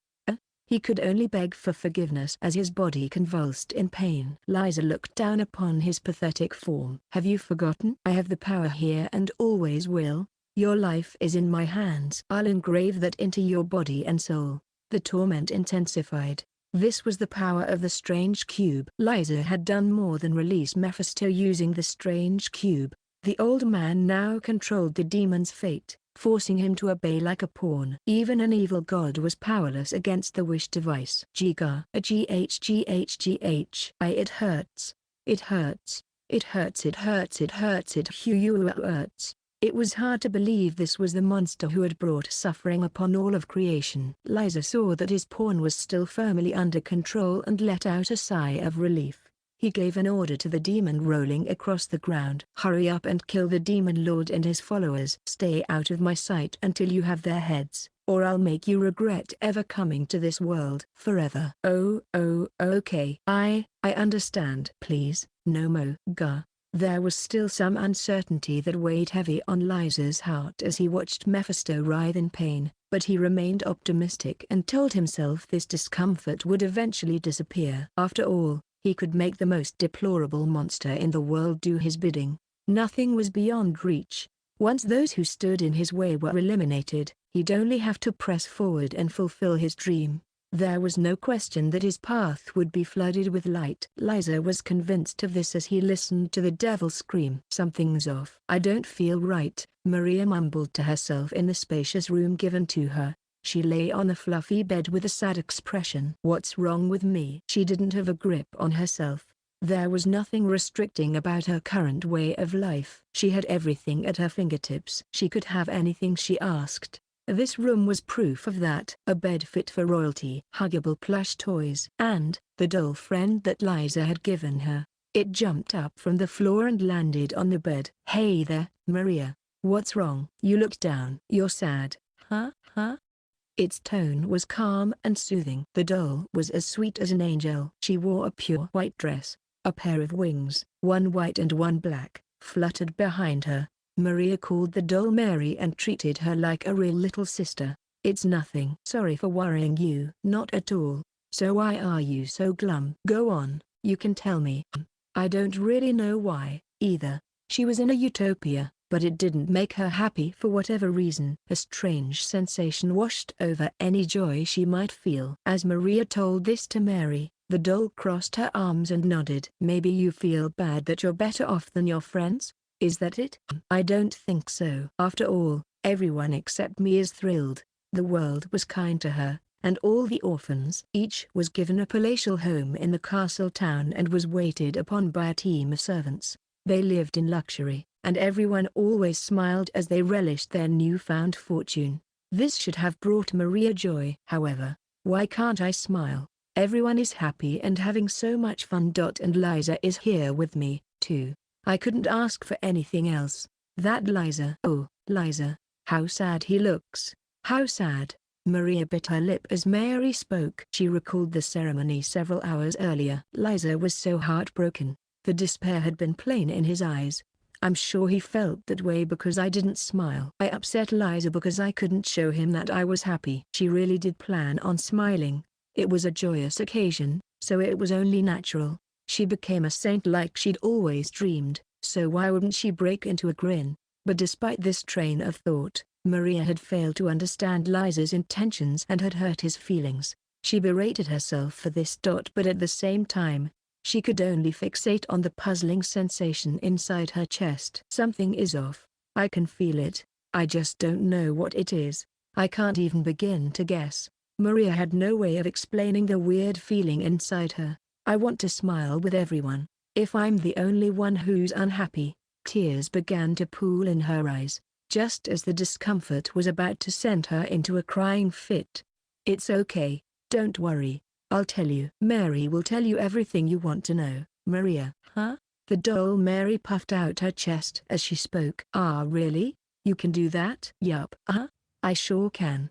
I'll tell you. I will. I'll tell you everything. All of it. Every last detail, the whole story, the doll said with a sweet smile. What was going on? Mary's face was so charming, and yet Maria felt it was uncanny. But hey, listen up, there's only so much you'll want to know. She was probably making a mistake, but there was no going back now. The doll wouldn't let her.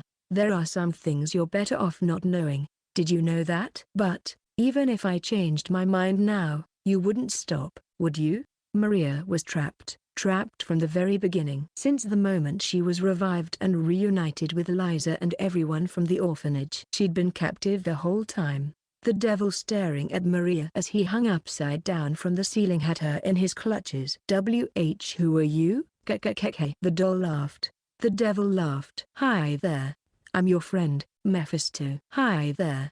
I'm your friend, Mary. The devil's voice came out of the doll's mouth. The doll's voice came out of the devil's mouth, and then they both drew closer to Maria. No. Stop. Stay back. No. No.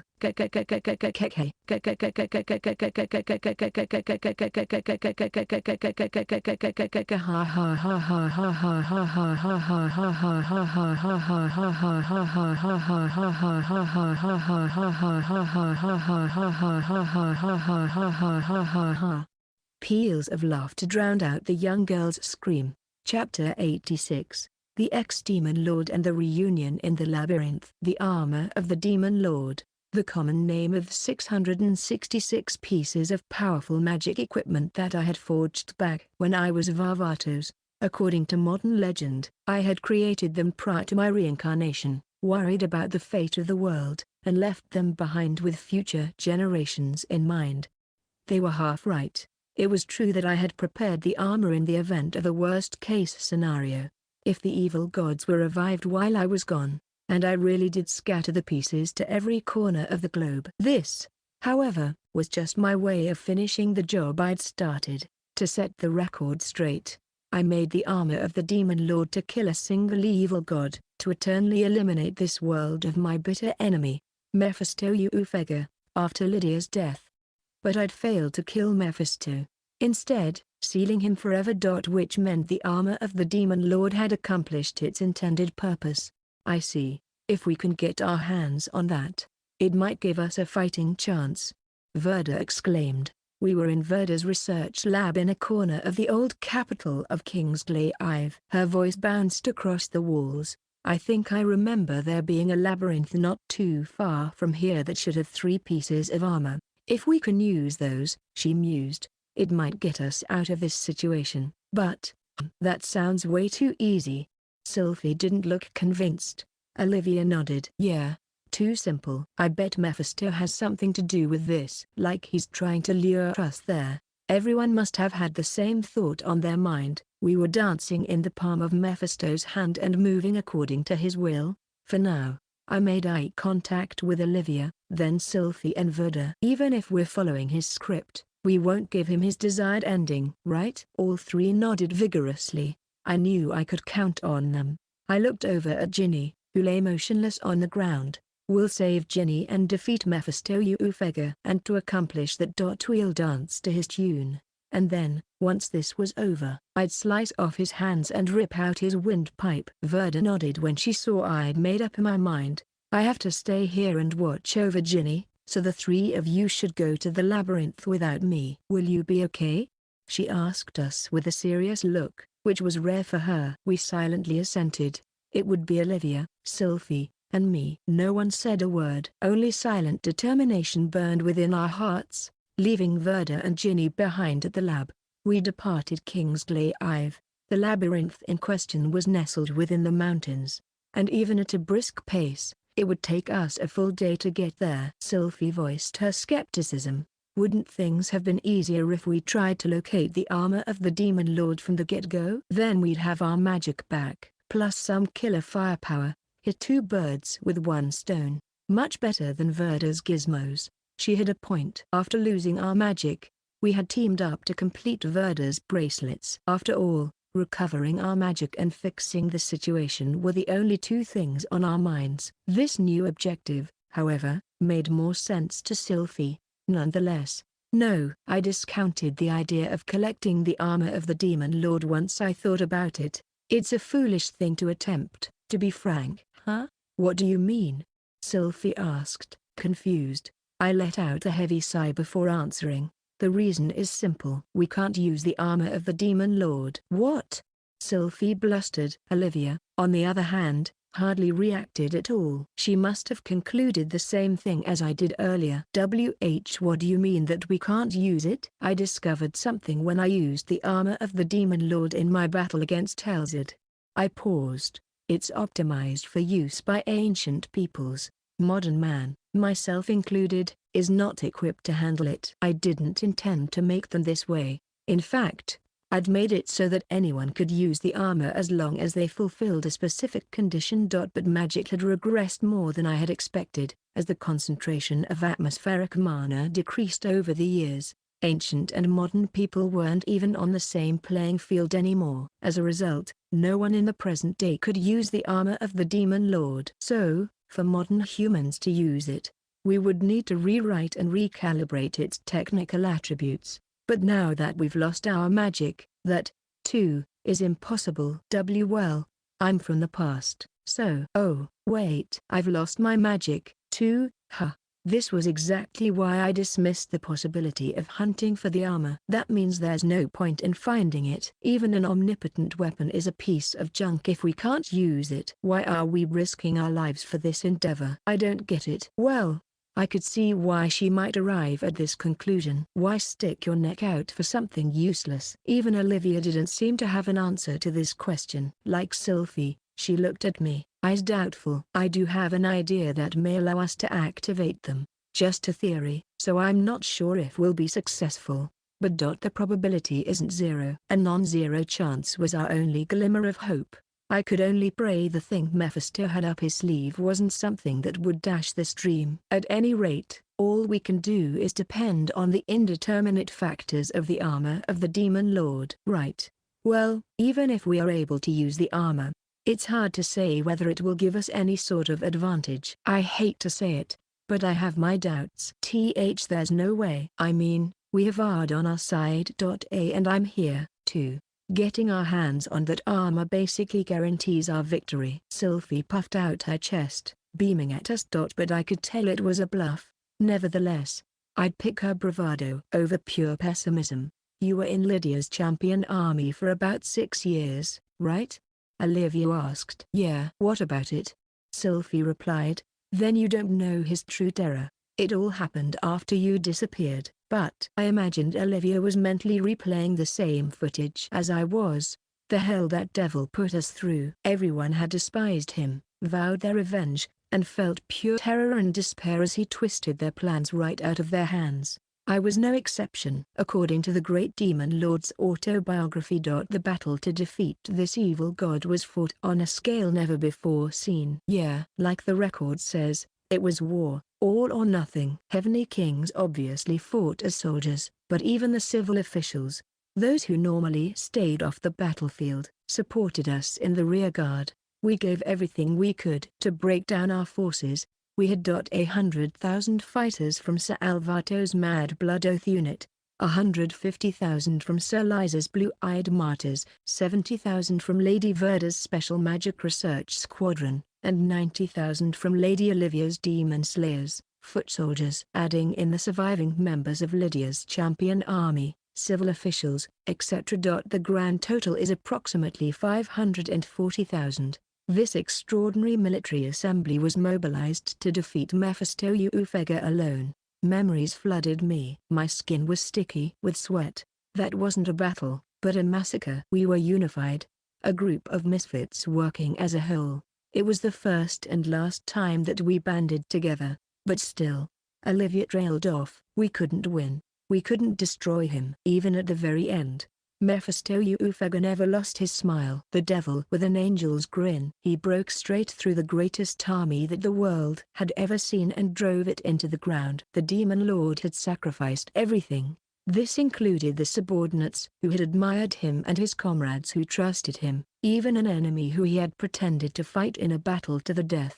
He used his own life as a pawn. He did all he could, but in the end, his reward was different from what he'd hoped. I explained. During that devastating battle, I'd realized something. We can't kill this monster. That was why I'd chosen to take the escape route, seal him away, instead of attempting to get rid of him altogether. But was that really a victory? No, it was closer to failure. Things hadn't gone exactly my way. If that was true, Mephisto Ufega was basically invincible. I continued. We might be able to achieve a superficial victory against him, but we'll never actually win. In any situation, Mephisto Ufega will always be the one coming up on top in the end.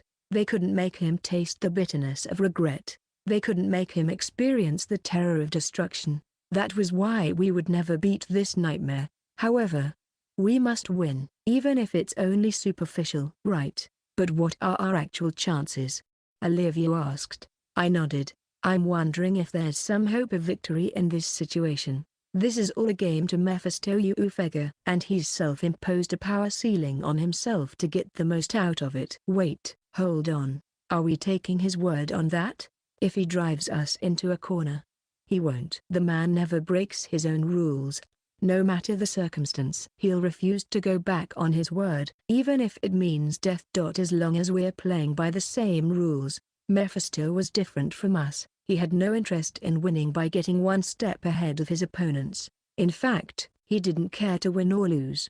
He was only after an outcome that was personally amusing to him. Even if it meant his own destruction. He was a madman.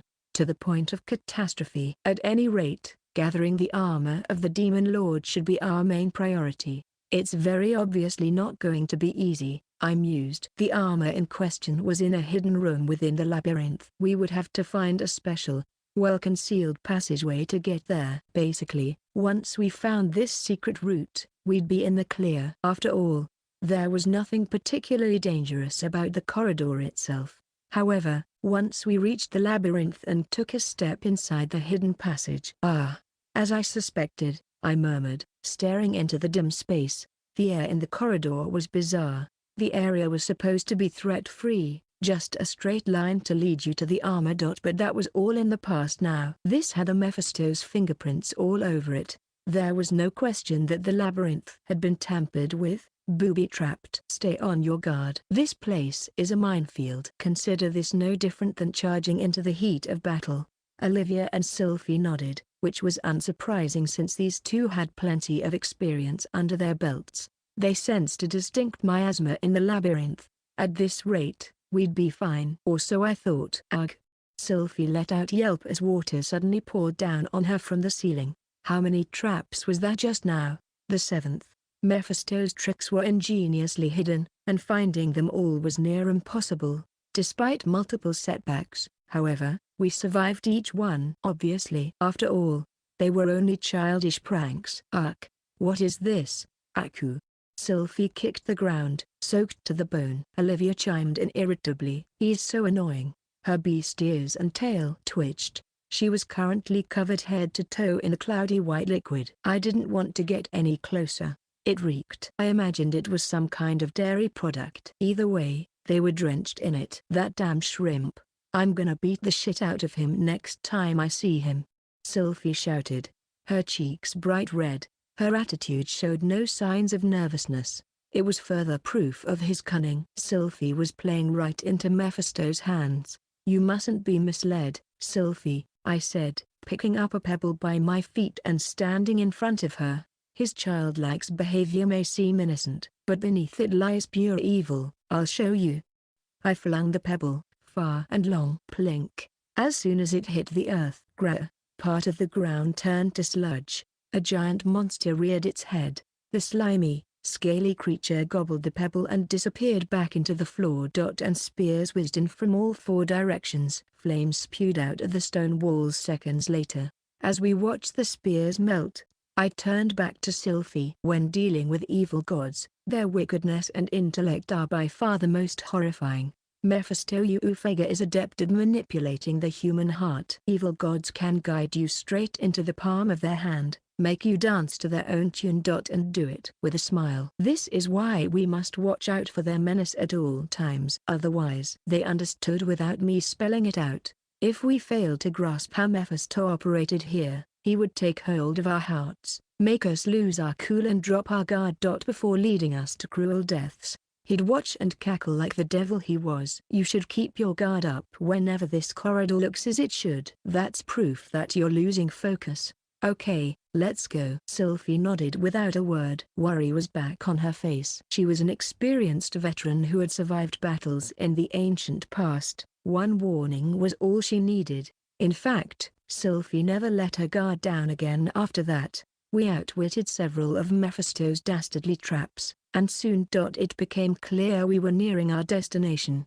The sudden echo of his voice was all the proof we needed. Hey, guys, how are you liking my homemade attraction?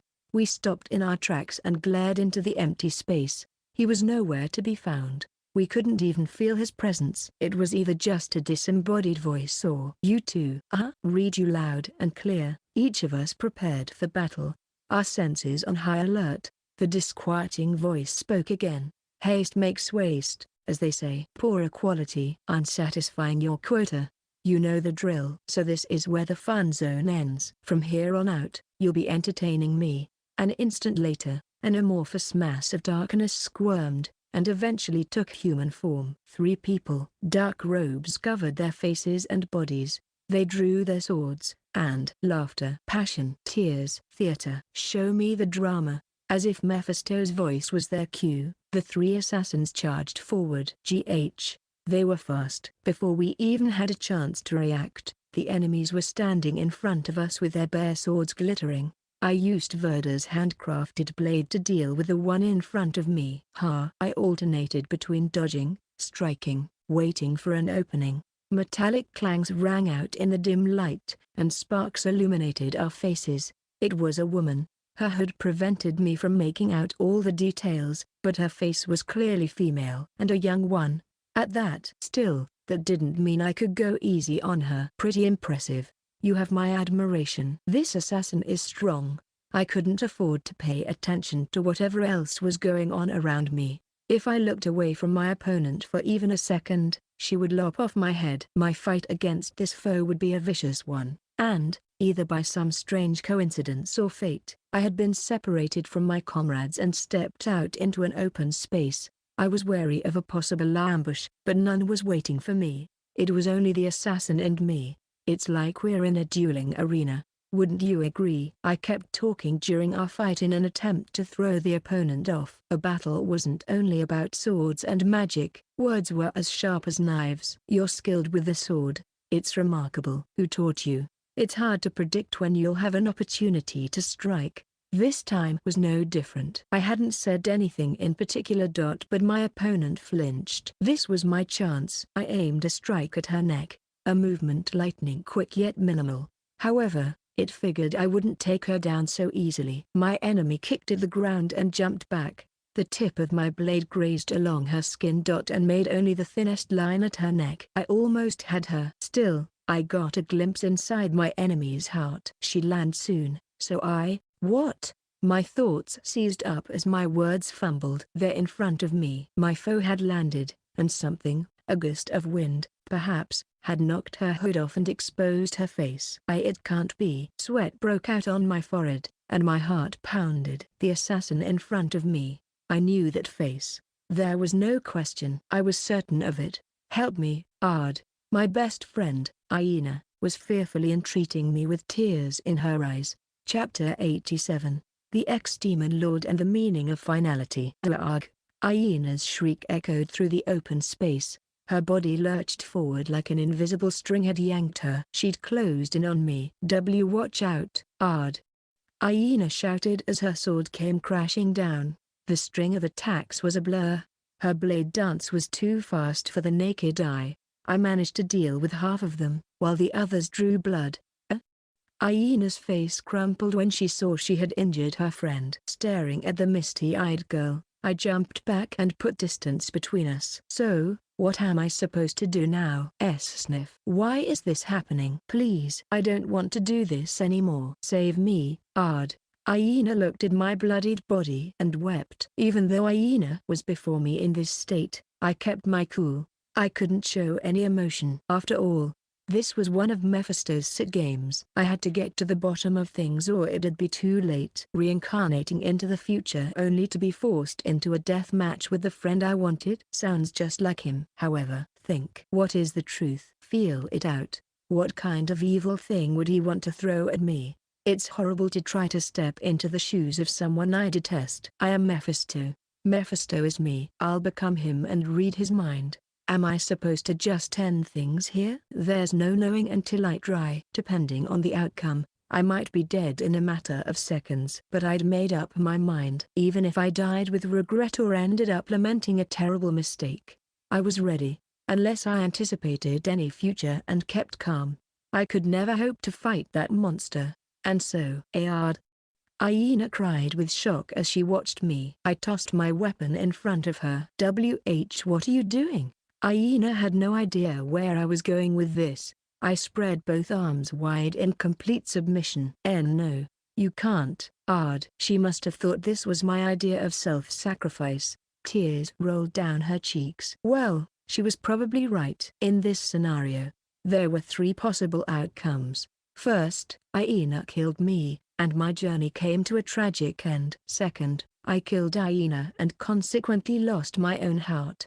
And finally, no. Aina lunged at me with a scream. She closed the distance between us quickly, swinging her blade down as soon as I was within range. Was I going to be cut down the middle? That would be an awful way to go. Move out of the way. Move, Ard. She was panicking.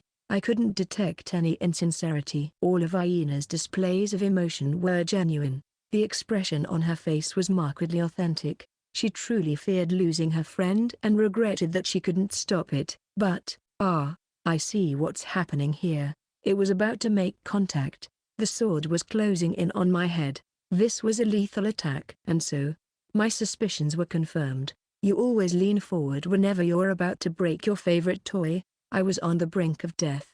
The curtains were closing. I veered sideways and dodged the blade coming down on me. Using my whole body, I grabbed the outstretched wrists with both hands, twisted the joints to the limits.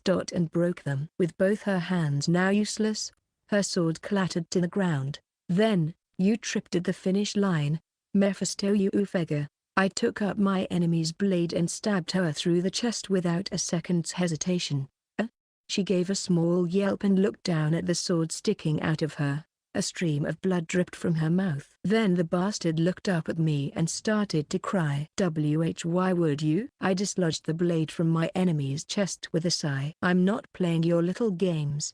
And then I sliced through Aina's neck. Well, technically, it was Mephisto's head disguised as Aina's face. It caught air before crashing down on the ground and rolling. If this had actually been Aina, the head would have stayed silent forever. However, that's weird. I thought it was a flawless performance. The decapitated head spoke with the terrifyingly beautiful voice of Mephisto. I looked down on him and clicked my tongue. Flawless? Really? The real Aina would have sacrificed herself to save me. She would have bit off her own tongue. Or begged me to kill her. Those would be her options. Mephisto should have known all that. You slip up when you get excited. You were set on killing me, but your enthusiasm went into overdrive just as you were about to land the final blow. Your mask slipped, and you revealed your true feelings. In that instant, you thought, killing him here would be a waste, didn't you? Mephisto smiled at my question, then purred with the intimacy of a longtime lover. That's my honey. You're the only one who can understand me. Yeah, that's why I can never get your face out of my head. I spat. Hey, I'm so happy I'm always on your mind. I gutted the freshly severed head just to shut him the hell up. We're done here. I let go of the hilt and collected the sword I'd tossed earlier. They're probably still dealing with his sick idea of fun. Olivia and Sylphie. I imagined both were suffering through the worst of it. I was mostly worried about Olivia. She was an impenetrable fortress. But there was one certain weakness that made her frail, and that beast would know just where to find it. I better hurry. With a vague yet intense sense of uneasiness, I rushed forward. They're tiny, was Olivia's first thought when her enemy came into view. It was someone petite and quite short, only about half her own height. It appeared to be a young boy, based on what she could see from the face peeking out of his hood. However, from the raw power, the talent, she could see he was far beyond the ordinary. After jumping around and knocking swords 10, then 20 times, Olivia ended up in an open space with her foe. Between each clash, her mind raced. A small frame has its drawbacks, but if he can wield a sword longer than him, there are only benefits to being petite. He's a small target. For one, Olivia had no choice but to admit that his swordsmanship was first-rate. That alone was enough cause for alarm. Yet, he has more than just his sword. He's casting magic into it and producing his own battle tactics. Olivia jumped back to put space between them. His vicinity started to glimmer, manifesting as magic blades, sparkling with energy. Even if I put distance between us, he'll continue hitting me with these attacks. I can deal with spells by using my slashing technique. But Olivia proceeded to sever them, slicing and slashing the conjured projectiles that came her way and eliminating them all. Her movements were elegant and infallible. But she was so focused on taking care of the blades that her attention drifted from her opponent just the tiniest bit. Seizing his opportunity, the enemy rushed in and swung at her torso. His breath, power, and timing were impeccable. There was no way she could dodge such a strike. But he can fight, but he doesn't have the experience to take me down. Heart calm, Olivia parried his movements with ease. Everything had been a fake out. The foe was convinced that he had her cornered, but that couldn't be further from the truth. She'd only led him to believe this was the reality. I don't have time to waste here. There's Sylphie and Her little brother, Ard. She had to hurry to him. And so she went ahead with her plan. Olivia evaded an incoming blade and used her own sword to stop him from slicing her in half. Then she swept his feet out from under him. As the boy toppled to the ground, his hood slipped off. A therianthrope? I see ears poking out of his dark hair. I hate to kill one of my own, especially one so young. Unfortunately, justice demands it. Aiming for a vital point, Olivia brought her sword down, and in that instant, Sis.ter, whispered the enemy with a lowered head. Upon hearing the word, fragmentary recollections played in Olivia's mind. The citizens in the plaza, the demons spectating, the devil, laughing. My family, despondent, the grief on my parents' faces. The blade coming down. And, no. I don't want to die. I don't want to die. Save me, sister. These memories had faded with time. It had taken years, but she'd finally healed the wound in her heart. Why was she suddenly remembering this now? The devil answered her question with a ruthless smile. You sacrificed everything in the name of justice. But I guess you can't cut down your own brother, huh? Olivia paled instantly at Mephisto's voice. It can't be. Her sword froze in place, and she stared down at the young boy. The longer she looked, the more it became clear. The enemy was right in front of her. Yet she knew these delicate shoulders, this timid figure. She knew this slender frame, one that belonged to a boy who had always come bounding to his sister in tears whenever his back was against the wall. He looked up at her, and she instinctively jumped back. Olivia began to sweat. She stood as far from him as she could, as if hoping to escape. No, it can't be. This is. Her breathing was ragged, and her stomach hurt. She couldn't stop sweating. Olivia was physically unharmed, but the same could not be said of her heart. Before her, the enemy, the small boy, the young therianthrope, cried out to her as tears streamed down his face. Sister. Olivia's mind went blank. That silky black hair, that adorable face, those wet eyes. She could never forget who this was. The weeping child, shoulders trembling in fear, was Louise. Louise of Vulvine. Family she had cherished more than her own life. Her dearly departed brother. He was right in front of her. Yes, that's it. That's the look. Everything went just like I thought. But I'm still having a grand time. You really are so fun to tease, Livy. The devil's voice rang in Olivia's mind, and her face went pale. It was the same tone he'd used on the day he stole everything from her. A long time ago. During the time of the ancient world, the one where humans were controlled by demons and evil gods. Olivia was born the eldest daughter of the Vulvines, who came from a line of pedigree slaves. Of the enslaved races, they possessed special authority that enabled them to govern the people on behalf of a small fraction of demons. Among this group, the Vulvines were a renowned military family whose voices held sway with their demon overlords. As a member of this esteemed family, Olivia displayed exceptional skill with the sword, and was expected to have a bright future. However, her younger brother Louise had no talent to speak of. Why was I born this way? I want to be as strong and cool as my big sister. But I know that's impossible. Their relatives were disappointed by the eldest son's pessimism and tendency to cry over nothing. Olivia alone saw the potential in Louise and always encouraged him. I did it. I got one. I returned a blow, sister. During one mock's battle, he managed to outmaneuver Olivia, mostly because she'd been holding back. But a hit was a hit. Her little brother's progress thrilled her. She was struck by a certain thought. His smile is too adorable. It was rare coming from him and blindingly bright. Olivia doted on Louise because she wanted to see it more often. Sometimes her love was gentle and other times, harsh. Her mission was to help him become a strong head of the family and continue to support him from behind. Louise, I might be stronger than you now, but one day, I want you to become a man powerful enough to protect me. I know you can do it. As your big sister, I have confidence in you. Olivia continued to encourage her brother and offered gentle smiles for his eyes only. She imagined his promising future. However, one day, everything was stripped away, by the demons who distanced themselves from her parents' influence. And by the evil god Mephisto. No. I don't want to die. I don't want to die. Save me. Save me, sister. Olivia's brother, the person who she loved more than anyone, sobbed and pleaded with her. Yet she was just as helpless. Bound by magic as she was, Olivia was incapable of so much as closing her eyes. She and the rest of her family could only tremble and stare as her little brother's head fell to the ground. Then, after it was all over, that was a good show. Wouldn't you agree? The devil released her bonds. Olivia quietly asked him a question. Why did you do it? The devil tilted his head for a moment before answering with a grin. To kill time, I guess.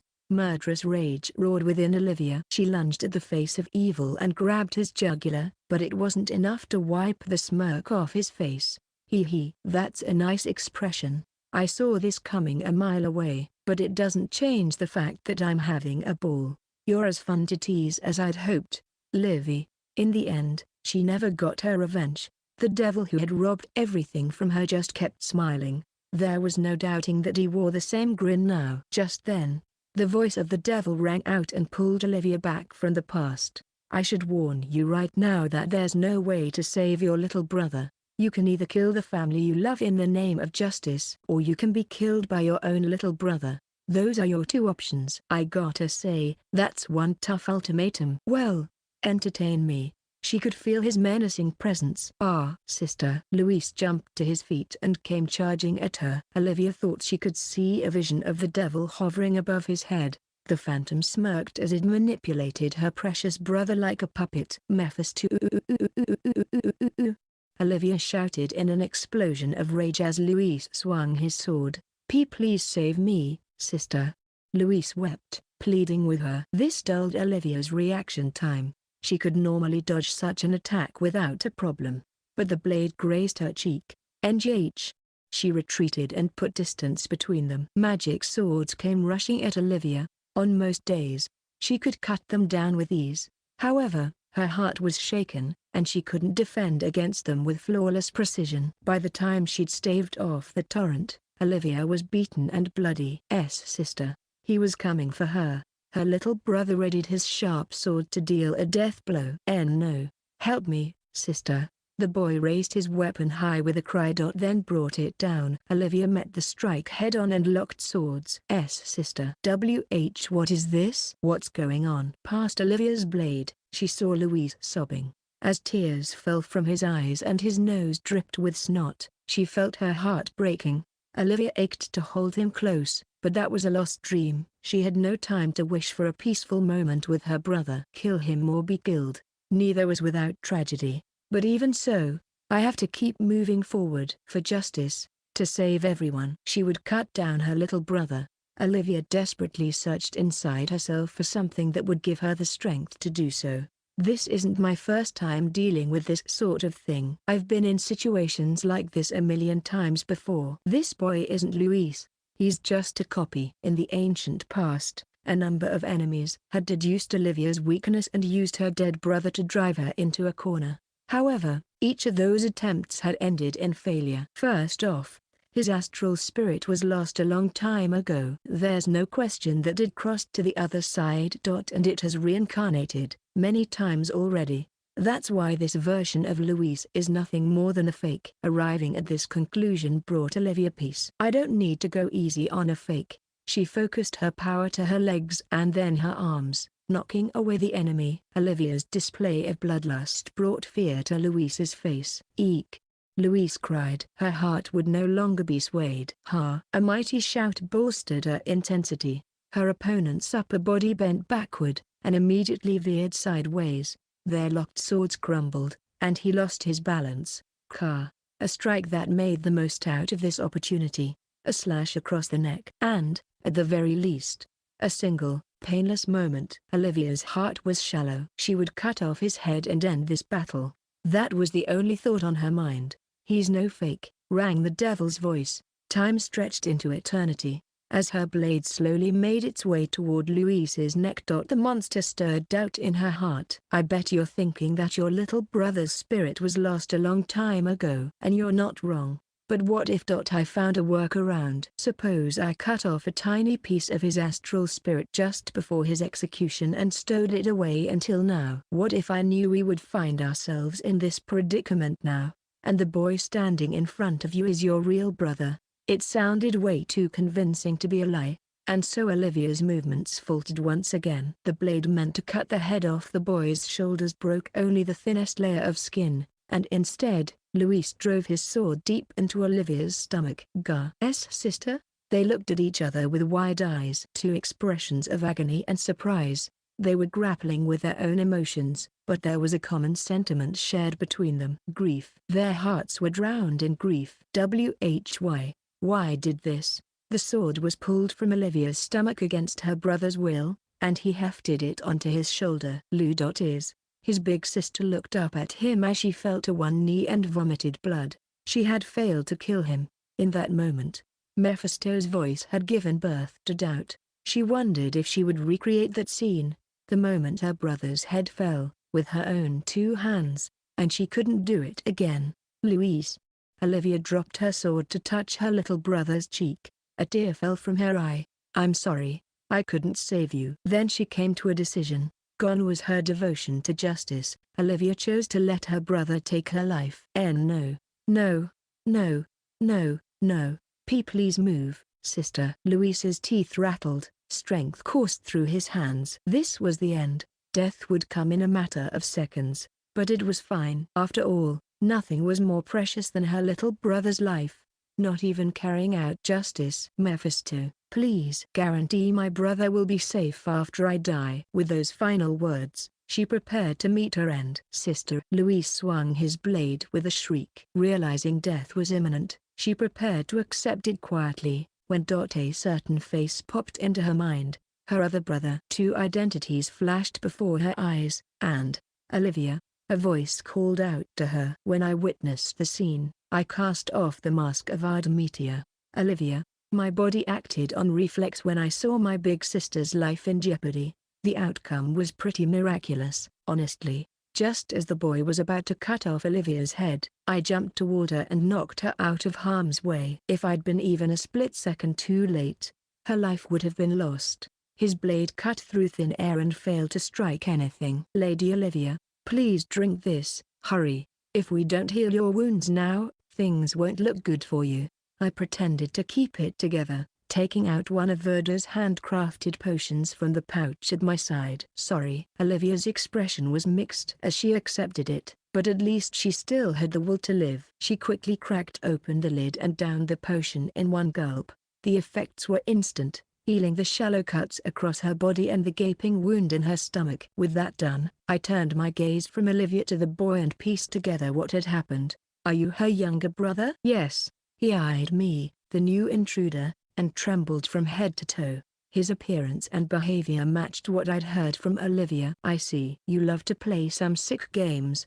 I spat. The devil responsible for this called out to me. Welcome to our tragic little stage, honey. I was hoping to give you a taste of misery. I've been waiting all this time. This was all part of his plan. It was obvious from his tone. In other words, he was convinced that even I couldn't escape misfortune. Olivia seemed to pick up on this. But do we stand a chance? Asked my big sister, eyes imploring. My heart stung when I saw her like this. If I could, I would have loved to stand tall and tell her that she could leave this to me. Regrettably, I could only offer her the exact opposite. I can't change the way this ends. It didn't matter what was done. Her little brother, Luis Vulvine, would die. Even if he was freed from the devil's curse by some miracle, Mephisto would take his life and revel in our despair as soon as we gave a sigh of relief. Please understand that resolving this matter will mean sealing your brother's fate. That was the repulsive truth. I couldn't stand admitting it. Nonetheless, I cleared my expression of disgust and looked dead into Olivia's eyes. I had to convince her that this was for the best. Listen, Lady Olivia, those who are gone can never return. All we can do is selfishly live in their stead. Olivia looked down and didn't utter a word. Mephisto prattled on. It seems someone's confident calling the shots. Or maybe you can say this because it's not your problem. I heard him chuckle. My past self would have objected. But these experiences in the modern era had helped me grow as a person. And so I stuck out my chest and readied myself. Even if you created her right in front of me, I, Ardemetia, would not flinch. I guarantee that I would take her life and take yours. Oh? Well said, Honey, your power might be on the decline, but it looks like your heart has gotten bigger. But isn't that just what you want? I'm sure Livy feels differently. Are you going to force your feelings on her? I answered without a second's delay. Yes, I will. If that is where justice leads me, then I have no doubts. As if he wasn't quite expecting this, Mephisto gave no answer. Lady Olivia, please feel free to resent me. I will kill Louise with my own hands. If you can't do it, I'll carry that sin for you. Is there really no other way? I nodded when she asked me that, her face marked with despair. It was an expression that told me there was a dangerously high chance she might try and take her own life once all this was over. I made a new declaration to my big sister, words that would bring small yet certain salvation. Even if the ending will turn out just as this devil planned, I believe we can change how we take it. And so, nothing will end tragically. Olivia couldn't yet understand what I meant. She still appeared conflicted. Mephisto, silent until now, didn't seem to catch my drift, either. I wonder what you'll show me? The voice sounded slightly bewildered, more than a little excited. Then, right after he said this, "Ugh!" Luis let out a scream, magic swords floating around him. Lady Olivia, I ask that you do not interfere. No sooner had I given this warning than the blades closed in on me. I dodged, and dodged again. Nothing found purchase. Luis charged and came within reach of me. Help him. I won't. I stopped the small boy's sharp cut with my own weapon.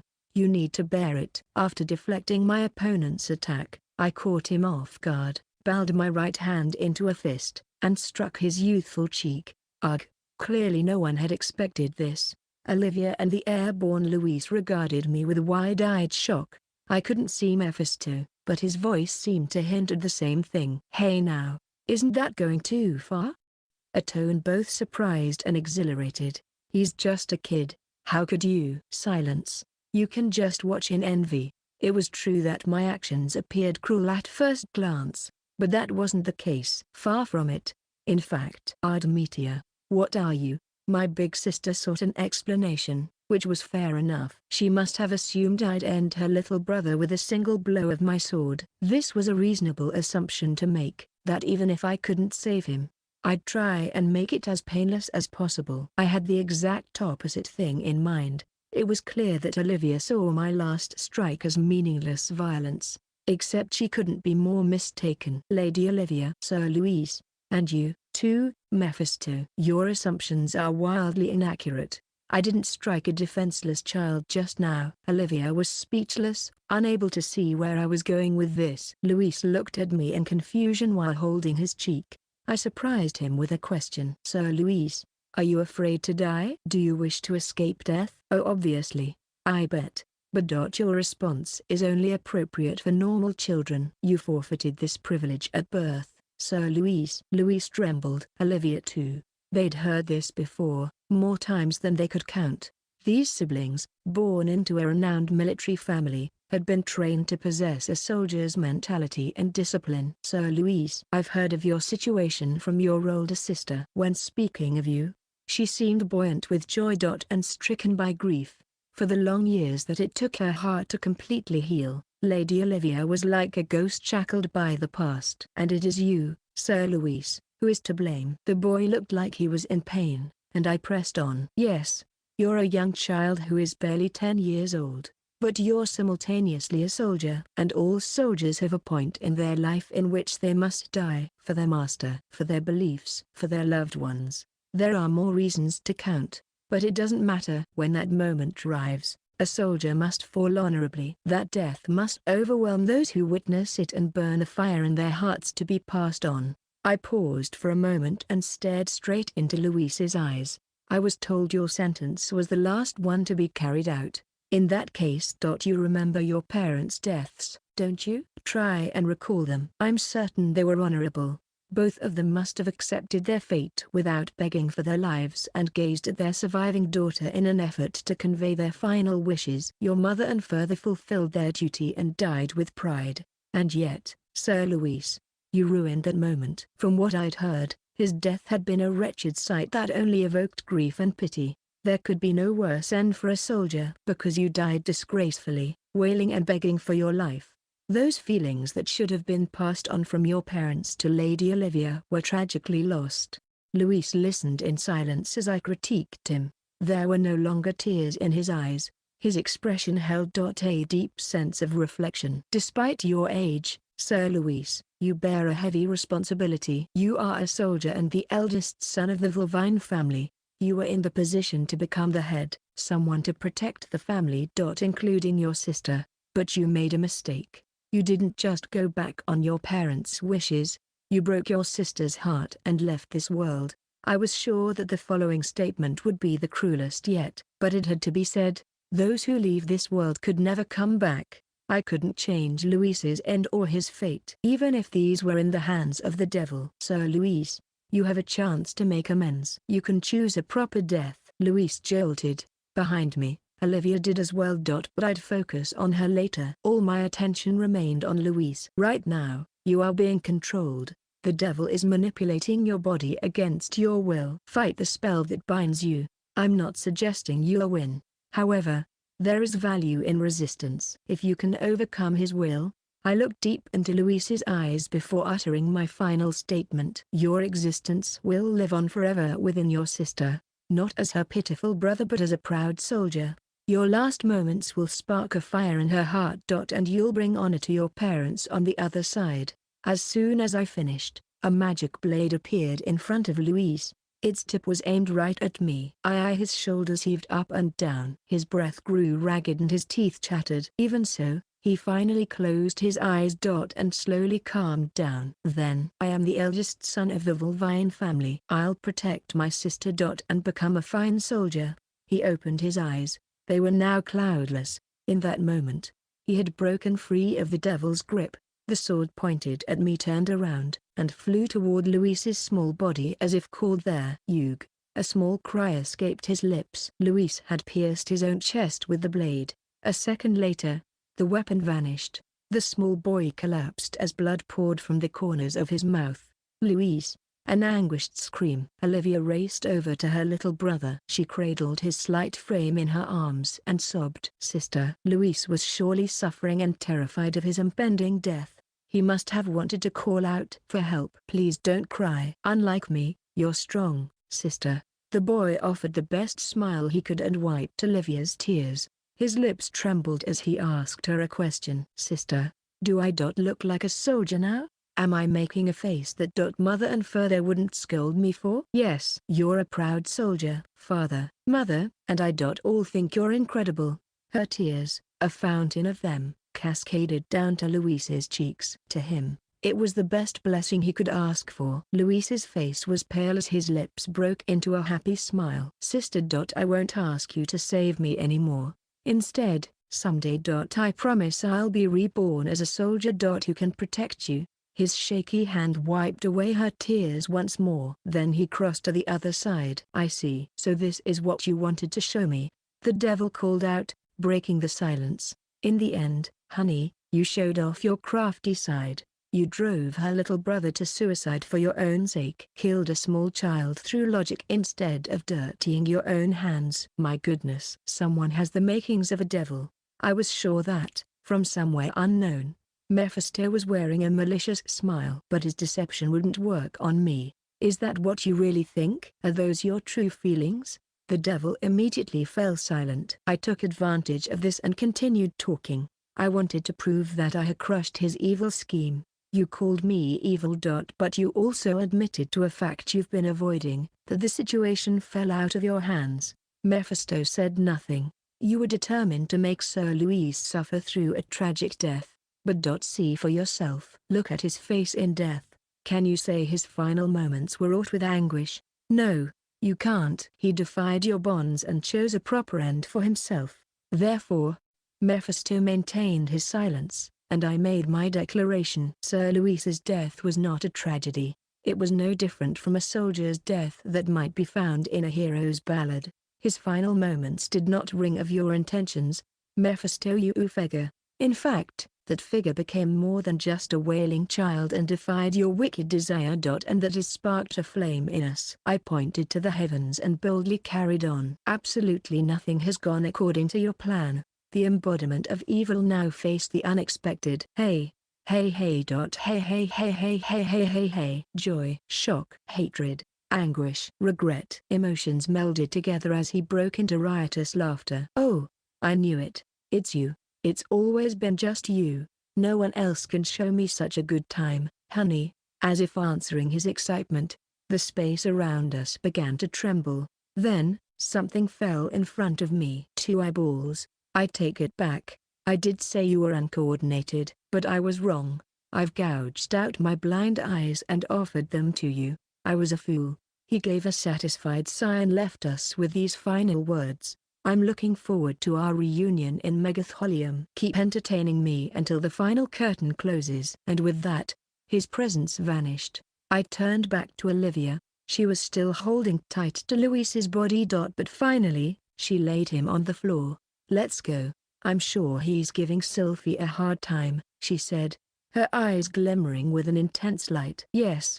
Let's be off, I agreed with a nod, and we hit the ground running. Sylvie, she had to be suffering right about now, too. And yet. There was no uncertainty in my heart. In fact, I was hopeful she'd find her way past this and mature even more. That devil was about to wake a sleeping lion. Armed with this belief, I raced toward her. Chapter 88, The Raging Champion, Slaying for Love. It was narrow. The wide stone space felt cramped now. The pressure was unbearable, but she wasn't going to cower. She would charge ahead. Forward, forward, forward. This was the Sylvie Mahevan way. Retreat was not in her vocabulary. Awag. Sylvie held Verda's magic sword aloft as she rushed in. Her posture prioritized offensive maneuvers, completely tossing any defense to the wayside. It was a fighting method equal parts polished and wild. As soon as she got close enough, Sylvie swung her blade down. Any average soldier would be cowed by her energy and sliced down the middle before they could dodge. Except her current foe was anything but typical. Her opponent used only one arm. A single hand gripping a sword was enough to halt Sylvie's attack. It was cool and collected. An instant later, Sylvie ducked down. And felt the weapon graze her skin. The blade passed through where her head had just been. The enemy moved at radical speeds, impossible to spot and even more impossible to dodge. Her successful maneuver proved that Sylvie's battle instincts were nothing short of extraordinary. Rising from her crouched position, she focused her power into her bare blade and sliced sideways. Her opponent was still in a thrust position, making it difficult to block her attack with a sword. They quickly kicked off the ground to retreat backward, and Sylvie sliced through air. We're far but close. Sylvie thought of the distance between them. Anyone else might think they were out of range, but Sylvie could close in on her enemy in a single step. In other words, she couldn't afford to lose focus for even a second. It's a one-on-one fight, but I feel like I'm at war. A tingling sense of nervousness, a fiery burst of enthusiasm. Any greenhorn soldier would vomit in this extremely uncomfortable situation, but it actually brought Sylvie comfort. Plus, there was something strangely nostalgic about it. It was her flawless instincts. Sylvie had been honing her intuition for as long as she could remember, and it revealed the enemy's true form to her. The very next moment, she found herself calling out a certain name. Big Sis Lady? She shook her head as soon as the words left her mouth. Ridiculous. It couldn't be. There was no way. That person was dead. She had died thousands of years ago and left Sylvie all alone. They would never meet again. She was sure of it, and yet. I guess the jig is up. A voice as lovely as a cool breeze. The enemy lifted their hood to expose their face. And there she was. That face. There was no doubt in her mind anymore. Silver hair that glowed through the dim space. A radiant, mature beauty. Graceful limbs. Everything about her was her. The woman standing in front of her, the gorgeous elf. Sis. It was Lydia Vigensgate, the progenitor of all who held the title of champion. Sylvie's teacher, mother, and big sister, right there in the flesh. No, that's impossible. Your eyes wide and jaw slack with shock, Sylvie drew closer. Lydia's presence grew with every step. Her whole body seemed to radiate vitality. Eyes sparkled with energy, and her standing figure was majestic. This was Lydia. From the top of her head to the tips of her toes, This was the leader of bygone days, the person who Sylvie loved and respected. Sis Lydie. It was true. This was really her. Sylvie. The voice calling her name had a familiar gentleness. A motherly smile appeared on her lips. Oh, it's Lydia, the one who had taken Sylvie in when she had nowhere else to go, the soldier who she revered and adored, her one and only family. How much had she yearned for her? How badly had she wished to see her again? Emotions flooded her heart and brought tears to her eyes. Sis. Sylvie realized she was racing forward like a child reunited with her long-lost mother. She kicked up dust, prepared to fly into Lydia's arms, when, I knew it. You're hopeless. Sylvie instinctively jumped back, and a hairbreadth later there was the flash of a bare steel. The sword passed right in front of her. If she'd reacted even a second slower, Lydia would have ended her life. Sis. Sylvie couldn't comprehend what had just happened and stared in disbelief at her big sister. Lydia sighed and looked sorely disappointed. I thought maybe you grew up while I was gone, but I was wrong. You're still part of the teeny tiny titty committee, huh? Just a brat, Lydia said with another heavy sigh as she brushed her bangs aside with her right hand. Sylvie was shocked to see her icy gaze. Why? She asked, gaze darting around, seeking an answer. Her disappointment apparently growing, Lydia scratched her head. Don't play dumb.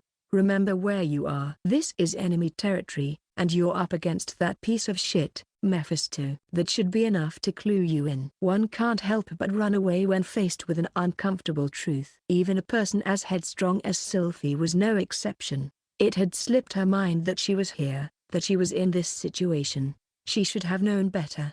This was exactly why Sylvie ran away, fleeing from the reality before her. Lydia looked down on her weakness. I'm your enemy, duh. Lydia's expression lost every trace of affection and morphed into the face of a stern soldier determined to eliminate the enemy.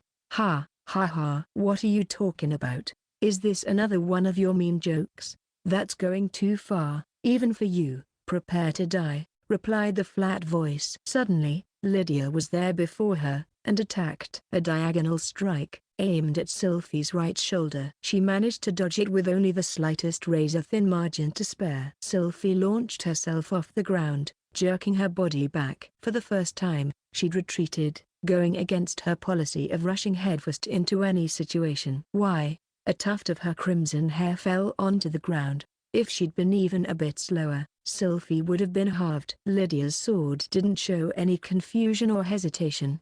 Now Sylvie understood. Lydia was seriously trying to kill her. Why are you doing this? A, are you angry? B, but you don't have to take things this far. Lydia hefted her long sword against her shoulder and sighed for a third time. Give it a rest, Sylvie. The situation won't change whether you like it or not. Lydia didn't spare her the cruel truth. As if addressing someone who wasn't the sharpest tool in the shed, she explained slowly. You didn't think that douche would stage a tearjerker for you. Now did you? He only restored me and allowed us to reunite. To make you suffer, Sylvie, Lydia said. Her voice grew monotone as she continued. It was like she was reading lines from a script. I'm being manipulated right now. I have almost no free will. Even having this conversation is pushing it. I am sure you could. No, there's no point. I know because I've gone through this before. Resisting is meaningless in this state. You'll never get your body back. Our only choice is to fight it out until one of us dies. Just like I did back then, Lydia stated, recalling her own end. Sylvie had heard about her death from Olivia. She said Lydia had gone up against Mephisto by herself. And failed miserably. He took control of her mind and body, used her to commit all worldly atrocities. Then had her dear friend, Varvatos, slay her by his own hand. Heinous in his ways, Mephisto was trying to recreate that scenario. It would be a tragedy between parent and child this time. Lydia would die in the same exact way. No, I won't. Sis. Sylvie cried out, eyes welling with tears. She could no longer bear to stand there as a soldier. She was a young, weak girl whose heart had been broken by an unforgiving fate. In that moment, it was the only way she knew how to respond. Sigh, I knew it. You really can't do anything without me. That's why I thought of you in my final moments. Warmth returned to Lydia's face. lips forming the soft smile of a mother gazing at her child. I have no complaints about my death.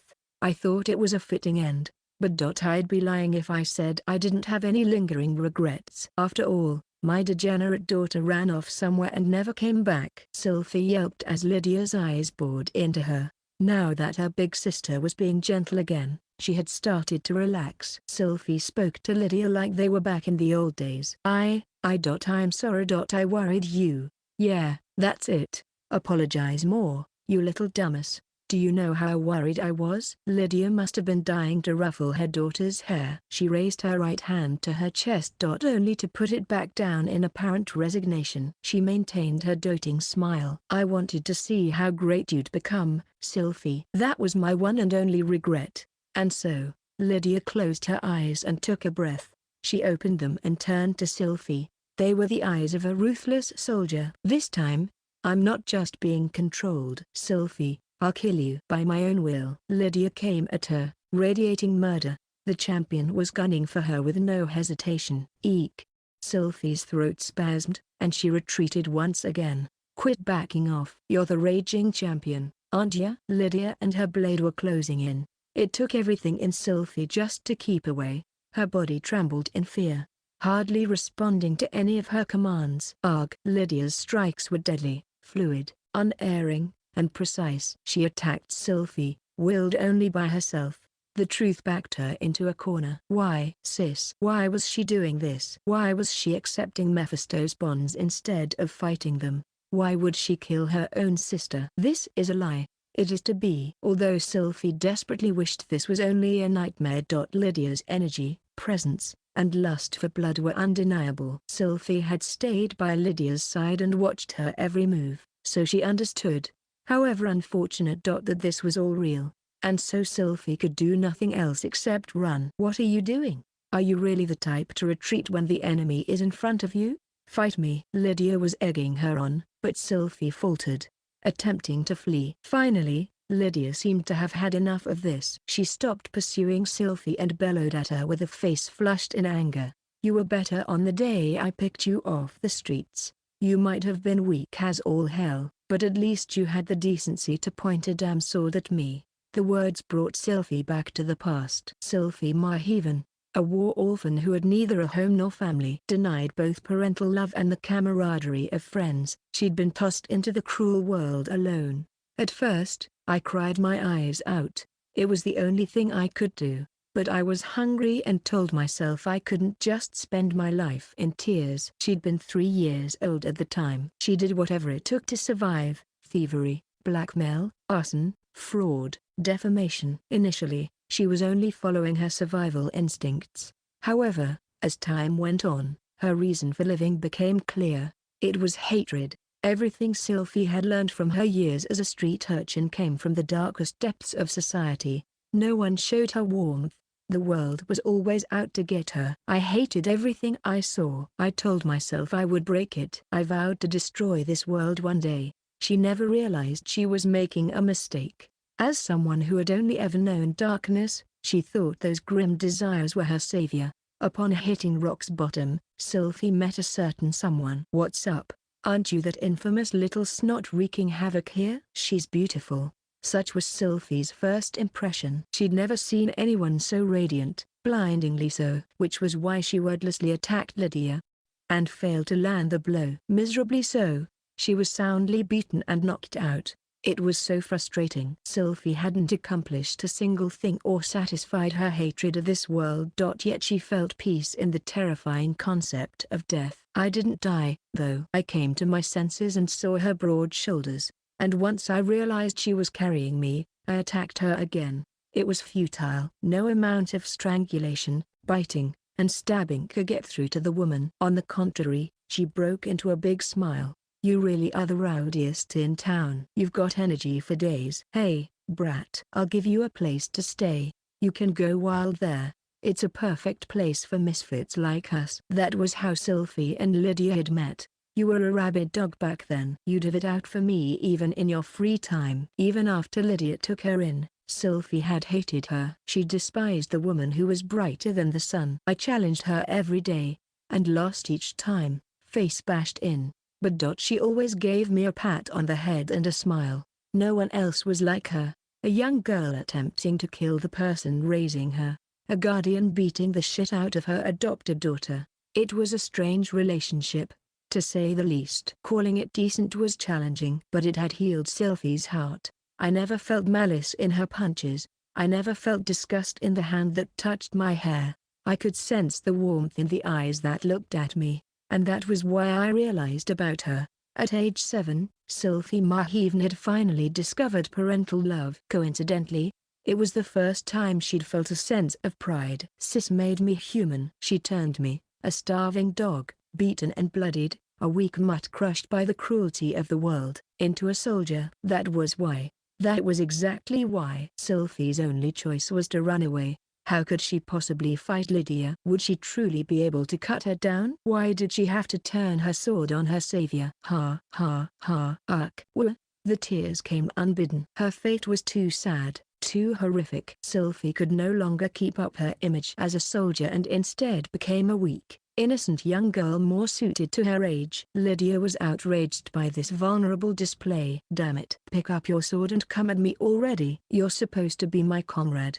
Remember your title. You're Sylvie Maheven, a champion. She gripped her sword and barreled down on Sylvie. Her expression was contorted with rage, but there was nothing to be afraid of. Who would fear the face of a parent so concerned for their child? Lydia was giving final words of wisdom to her precious daughter. No one else would scrunch up their face like a baby and run away. They'd have the guts to charge at me. Steel Fist would throw a knockout punch. Steadfast would shut up and send that axe swinging. Great Sage's wand would work its magic. Wild Bull would charge at me with a smile. So would Tempest, and Black Wolf, and Firestorm, and Dazzle. Even Fearless, that pushover. None of them would chicken out like you. They'd all look at you now and groan. They'd ask how such a coward could ever be the raging champion. What made her so confident? They all loved Lydia, just as much as Sylvie, maybe a little more. Thus they would act in the same way as Sylvie, and obviously scamper away, helpless in this situation. We're grown fighters. The champion isn't titular. We're not your ordinary fighters. Everyone under me has been a real soldier. It's how we overcome. Even when reality is hard, no matter the trial. We never back down. Even if it means killing me, they wouldn't hold back. And they'd kill me with a teary smile.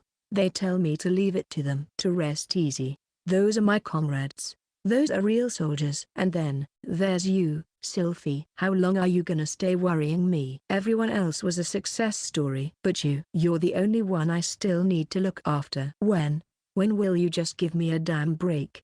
Lydia shouted. Grief poured from her soul and shook Sylvie's heart. Ah, I see now. Sis is right. I messed up. Everyone else loved her with all their hearts, which is why they could have killed her. They'd know it was the only way to return her love and set her mind at ease. Why did Lydia take them in? Why did she continue to lead by example? To fulfill a dream? To make sure everything went her own way? No, that wasn't it. Not even close. Lydia never once said to follow her. In fact, whenever she did part ways with one of her own kids, she'd always give them a big smile. You're an excellent soldier now, she'd say. You can go anywhere. Live proudly, and be as happy as you can. Yes, Lydia always wished for her comrades' well-being. It was all she ever wanted. She was everyone's leader, teacher, friend, big sister. Mother. There was only one answer to her love. I'll prove I've become a true soldier. I'll prove I'm a worthy champion. I can only repay her. By putting her mind at ease. Sylvie gritted her teeth and clenched her sword. She sniffled back tears and looked ahead. Awag. Then she charged forward, flying toward the enemy, toward her beloved big sister. Awag. She attacked, swinging with all her might. It was determination in its purest form. Looks like you finally get it. You never were the brightest candle. A smile. Lydia was smiling. At long last. She was grinning with relief. But it wasn't enough. Sylvie hadn't proven anything yet. After all, I'm the raging champion. It's my job to carry on the will of my big sister and our comrades. I'll show you. She attacked. Again and again and again and again and again and again. Never going on defense. Never thinking about what was ahead. moving ever forward. No retreating. Just looking in front of her. That was the raging champion. It was Sylphie's ideal. And it was the image of the hero she always admired. I'm all grown up, Champion Lydia. Prove it, raging Sylphie. She couldn't be a child forever. She couldn't fall into complacency and always expect others to take care of her. And so now, it was time to leave the nest. Neither took a single step back. They went at each other full force, and their blades clashed. The resulting force knocked both combatants backward. Each took a breath, composed themselves, and readied their sword. Sylphie and Lydia stood at the ready and stared down their foe like a mirror image. Silence fell. This next bout was likely to be their last. One would live, and the other would die. Whatever the outcome, they'd have no regrets. I like the look in your eye, Sylphie. You ain't pissed at that little shit for forcing us into this. That face says you've accepted your reality. You're focusing on survival, Lydia said, readying her sword with a grin. I'll share one last thing. Whatever happens, don't let anger consume you. This is my own fault. And that's why I caused my friend so much pain. As if recalling the tragic past, Lydia sounded sad when she said, don't be like me. Sylphie stared into her opponent's eyes and nodded. I won't, sis. After all, I'm going to surpass you. This seemed to be the best answer Sylphie could have given. Lydia flashed her the biggest grin yet. Shall we? A biting air enveloped Lydia. Sylphie was ready to fight. They concentrated and honed their senses. Their bodies and minds slackened. Then, their energy erupted as they kicked off the ground with extraordinary might. The floor cracked as they raced for each other. Their swords were within striking distance in a millisecond. The killing blow was a heartbeat away. Time seemed to stretch on endlessly. Both had made their move and drawn simultaneously. All of creation gently swayed. Meanwhile, Sylphie recalled a memory of the past. Geez, I lost again. From bygone days. It was one of the thousands of Mox battles against Lydia. Sylphie pounded the ground as she crawled along the bare earth. Staring down at her, Lydia hefted a wooden sword on her shoulder and smirked. We're similar fighters. We act on intuition. Our bodies react to our senses before logic has a chance to get a word in. And, Sylphie, there's no question you've got more intuition than me. You just lack the experience. Experience? Yeah. It only comes from time spent on the battlefield. Muscle memory, you know. You look confused. Well, you just haven't figured it out yet. But I know you will someday. Her sigh was weary and her smile hopeful. She patted Sylphie on the head as the girl still flopped on the ground. When that time comes, I guess I won't be able to treat you like a brat anymore. Sylphie had been clueless at the time. Lydia's words hadn't made a lick of sense.